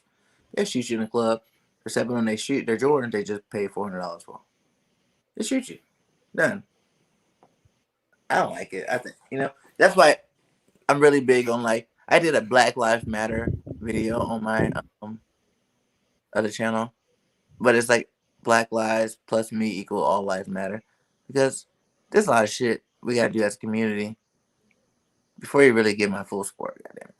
Yeah, like come on now, you can't be expecting anybody. Like I always tell you, you can't be acting savage and expect people to treat you anything else but savage. That's your way. Do it, whatever. It's your life, though. Like, for me, Black Power is just uplifting. You know, supporting, helping. You spend all this money on Jordans and stuff like that, but Michael Jordan ain't going to your community, getting you out of there. Taking out anything out of your community to keep you from shooting each other. Hey LeBron man, James, you talking? Hey, you talking to a sneakerhead? I know, and I'm not hating. Watch Everybody, it. you got your, Watch it. you got your hobby. Like, I I was, still want a pair. I still want a I, pair. yo, the wildest, the wildest thing is today. I was just telling my boy. I was like, I never do anything like this, and I'm a diehard sneakerhead, right? So I bought 3 pairs of the same shoe. I did that with those first Jordans that you customized, Mm-hmm. but it was the knockout version. I see them on from China. I bought like 3 pair of them. Man, everybody thought they were the real ones. I'm telling the truth right now, they weren't. But everybody thought they were the real ones. $65 a pair. I was like, I'm buying one for work, buying one for me to wear, and one for game day. I had to get 3 of these. I've been waiting 20 years for these, Nice. and I waited 20 years for them. They finally came out, and then I was like, I need one just to sit. I need one to just to wear, and when the other one gets bad, I have the other one in backup that I can rotate. So you don't mess none But of them. that's that's the only that's the only shoe I've ever wanted for the last 20 years. Like that's the shoe that I wanted. Now that I got it, now I think I'm good. But you gotta get what you want in life. You know what I'm saying? Like I'm not against people do. Only people I'd be like, yeah, you're doing that too. Is like for people that do that and then they don't take care of the kids. They Yeah, really, yeah, what people I'm talking about. I yeah. wasn't really, you want my nice No, pair. I was messing with you though. You earned it. You earned it. Hey, I paid off my student loan last year, There are a bunch of shoes. I just really noticed that too. But you told me, and I paid off my car. So I'm in a good place right now. right? Treat yourself well.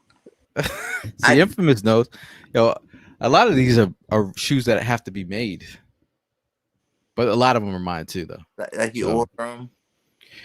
no, I mean like people send me their shoes To customize. from all over the country. Oh wow!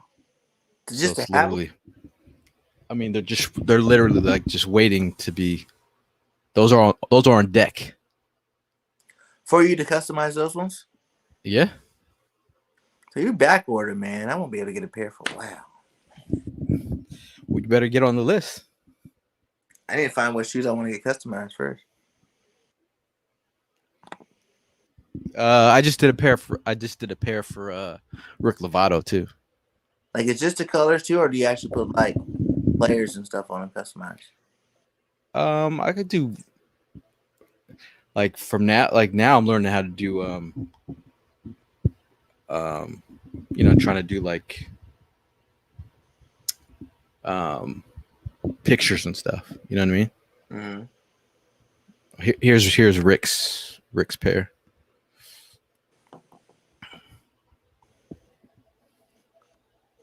Those are fire. That's my favorite pair of shoes I have. I have bought the Eagle Green, Kelly Green, Air Force Ones, and they were legit. I still got them. I wear them every now and then. That's probably the pair I don't wear very often. Yeah, man. It's just I did these for another diehard Eagle fan. She Oh, those are nice. Cortez. Nike Cortez. I like them. This is how they looked. They start. So basically, it's best just to get you a pair of all white ones. White ones, or say, I did. I know you. You're in LA. You like those Converse. Yeah. Oh, those are sick Converse. That Letterman's jacket underneath it. Oh, the Mitchell and Ness. Yes. Yes, that jacket is fire. I haven't broke it out yet, but it's jacket? legit. Huh? That's your jacket? Oh, sure. Yeah, it's my jacket. Hell yeah, that jacket's fire. I did a pair of Yeezy customs. That was nice. That dark gray, that midnight. I mean, Midnight. Oh yeah, that throwback. I like that. You know what I mean? Sick, man. So it's funny because like during this whole, I did an Eagles autism pair for an Eagles fan for the autism challenge. Started out white. She ran in the autism challenge last year. Oh, I can get you to get my son a pair when he finally gets his first pair of shoes. Probably not gonna be for like another year, but when he wears his first pair of shoes, I want to get him a nice pair of custom shoes. And that'd be sick if we did him some nice Eagle ones. I'm about to get those. So she ran the race the next day, and I customized them in like 4 days. That's tight. And it's not even like sometimes when I'm like, I donate customs to people, you know, like people who are going through some things or just, yeah, she's doing good for the community. She's like, what can I? I'm like, no, I'm like, hey man, this is full circle here. Like you're about to, she's running for like four of her patients who are autistic. So she put like her patient's initials on the back of her shoes. I'm like, yo, come on, man, we're gonna make you look, we'll make you look good, and everyone's gonna have a good race. That's what it is, man. Community. That's what it is. You know, that's what you do. Like people don't realize if you just give, man, don't worry about the return. Because if you don't worry about the return, you get it always comes back. You know, it always comes back. You know? It's like giving would be. It's not really giving if you're giving to look for something back. You know, you just gotta give, just because that's just who you are. And give it out, and everything else comes back full circle to you. Oh, shout out! See Jock Talk up here in the building. What up, my guy? Jock Talk's a good dude, man. Hey, Jock Talk, I figured out how to do wrenches. Dude, yeah. I just figured that out my last like 2 live streams ago. It was so confusing because I would keep pushing it, and it was like, man, they keep saying you just gotta push the name, and you get, and then all it would say is remove or block, and I was like, yeah. I'm confused, guys. Because I gave Birdman a wrench, and he's like, yo, can I get a wrench? And I'm like, what's a wrench? Sal out of touch on YouTube, but I figured it out. Jock Talk. So, heck yeah, man. You guys can all call me Jock. Okay.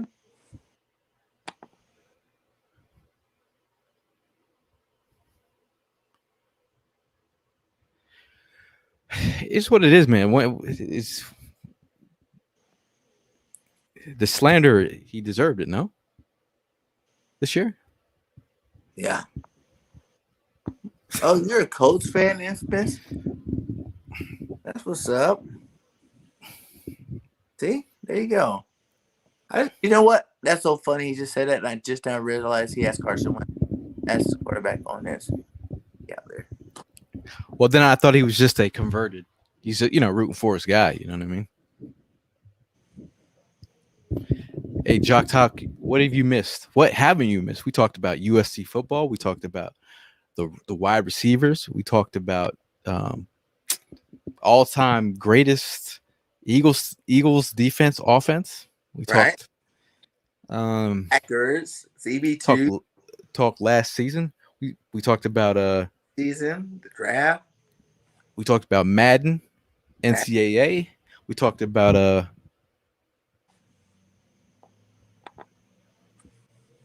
pretty much everything. Talk about food. Talk Yeah. about barbecue. Uh, Nothing's my, like a really good tomahawk steak. my girl's about to kill me. All right, we can wrap this up 'cause I know my girl's probably. Look at this. Hey, Hold on.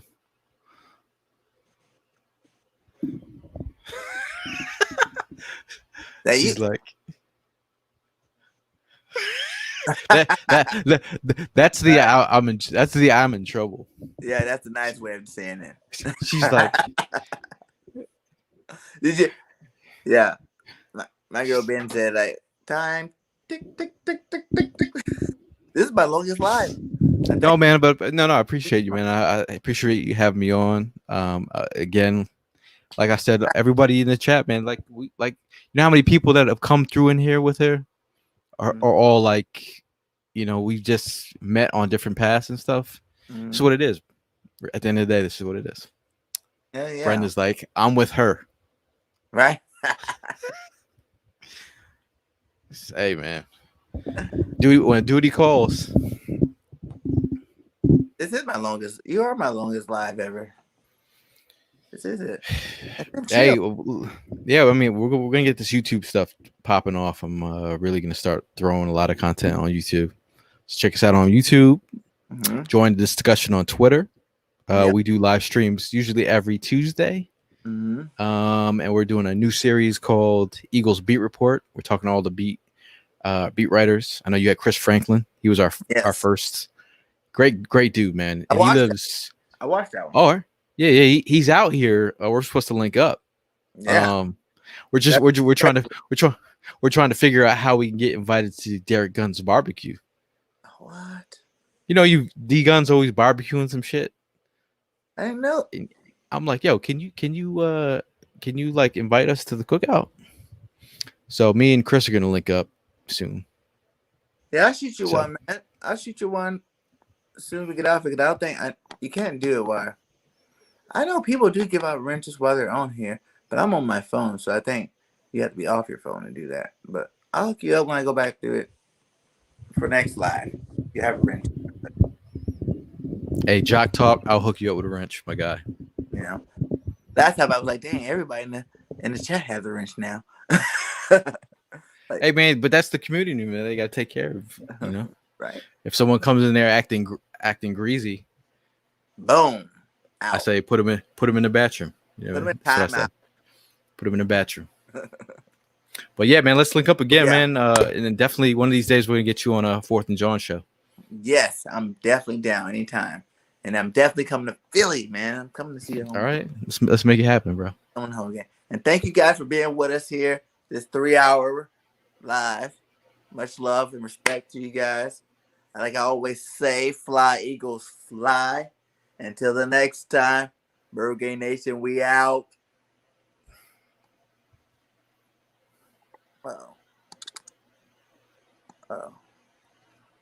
Hit that button. Hit that button. We got technical difficulties here. Oh, there it is.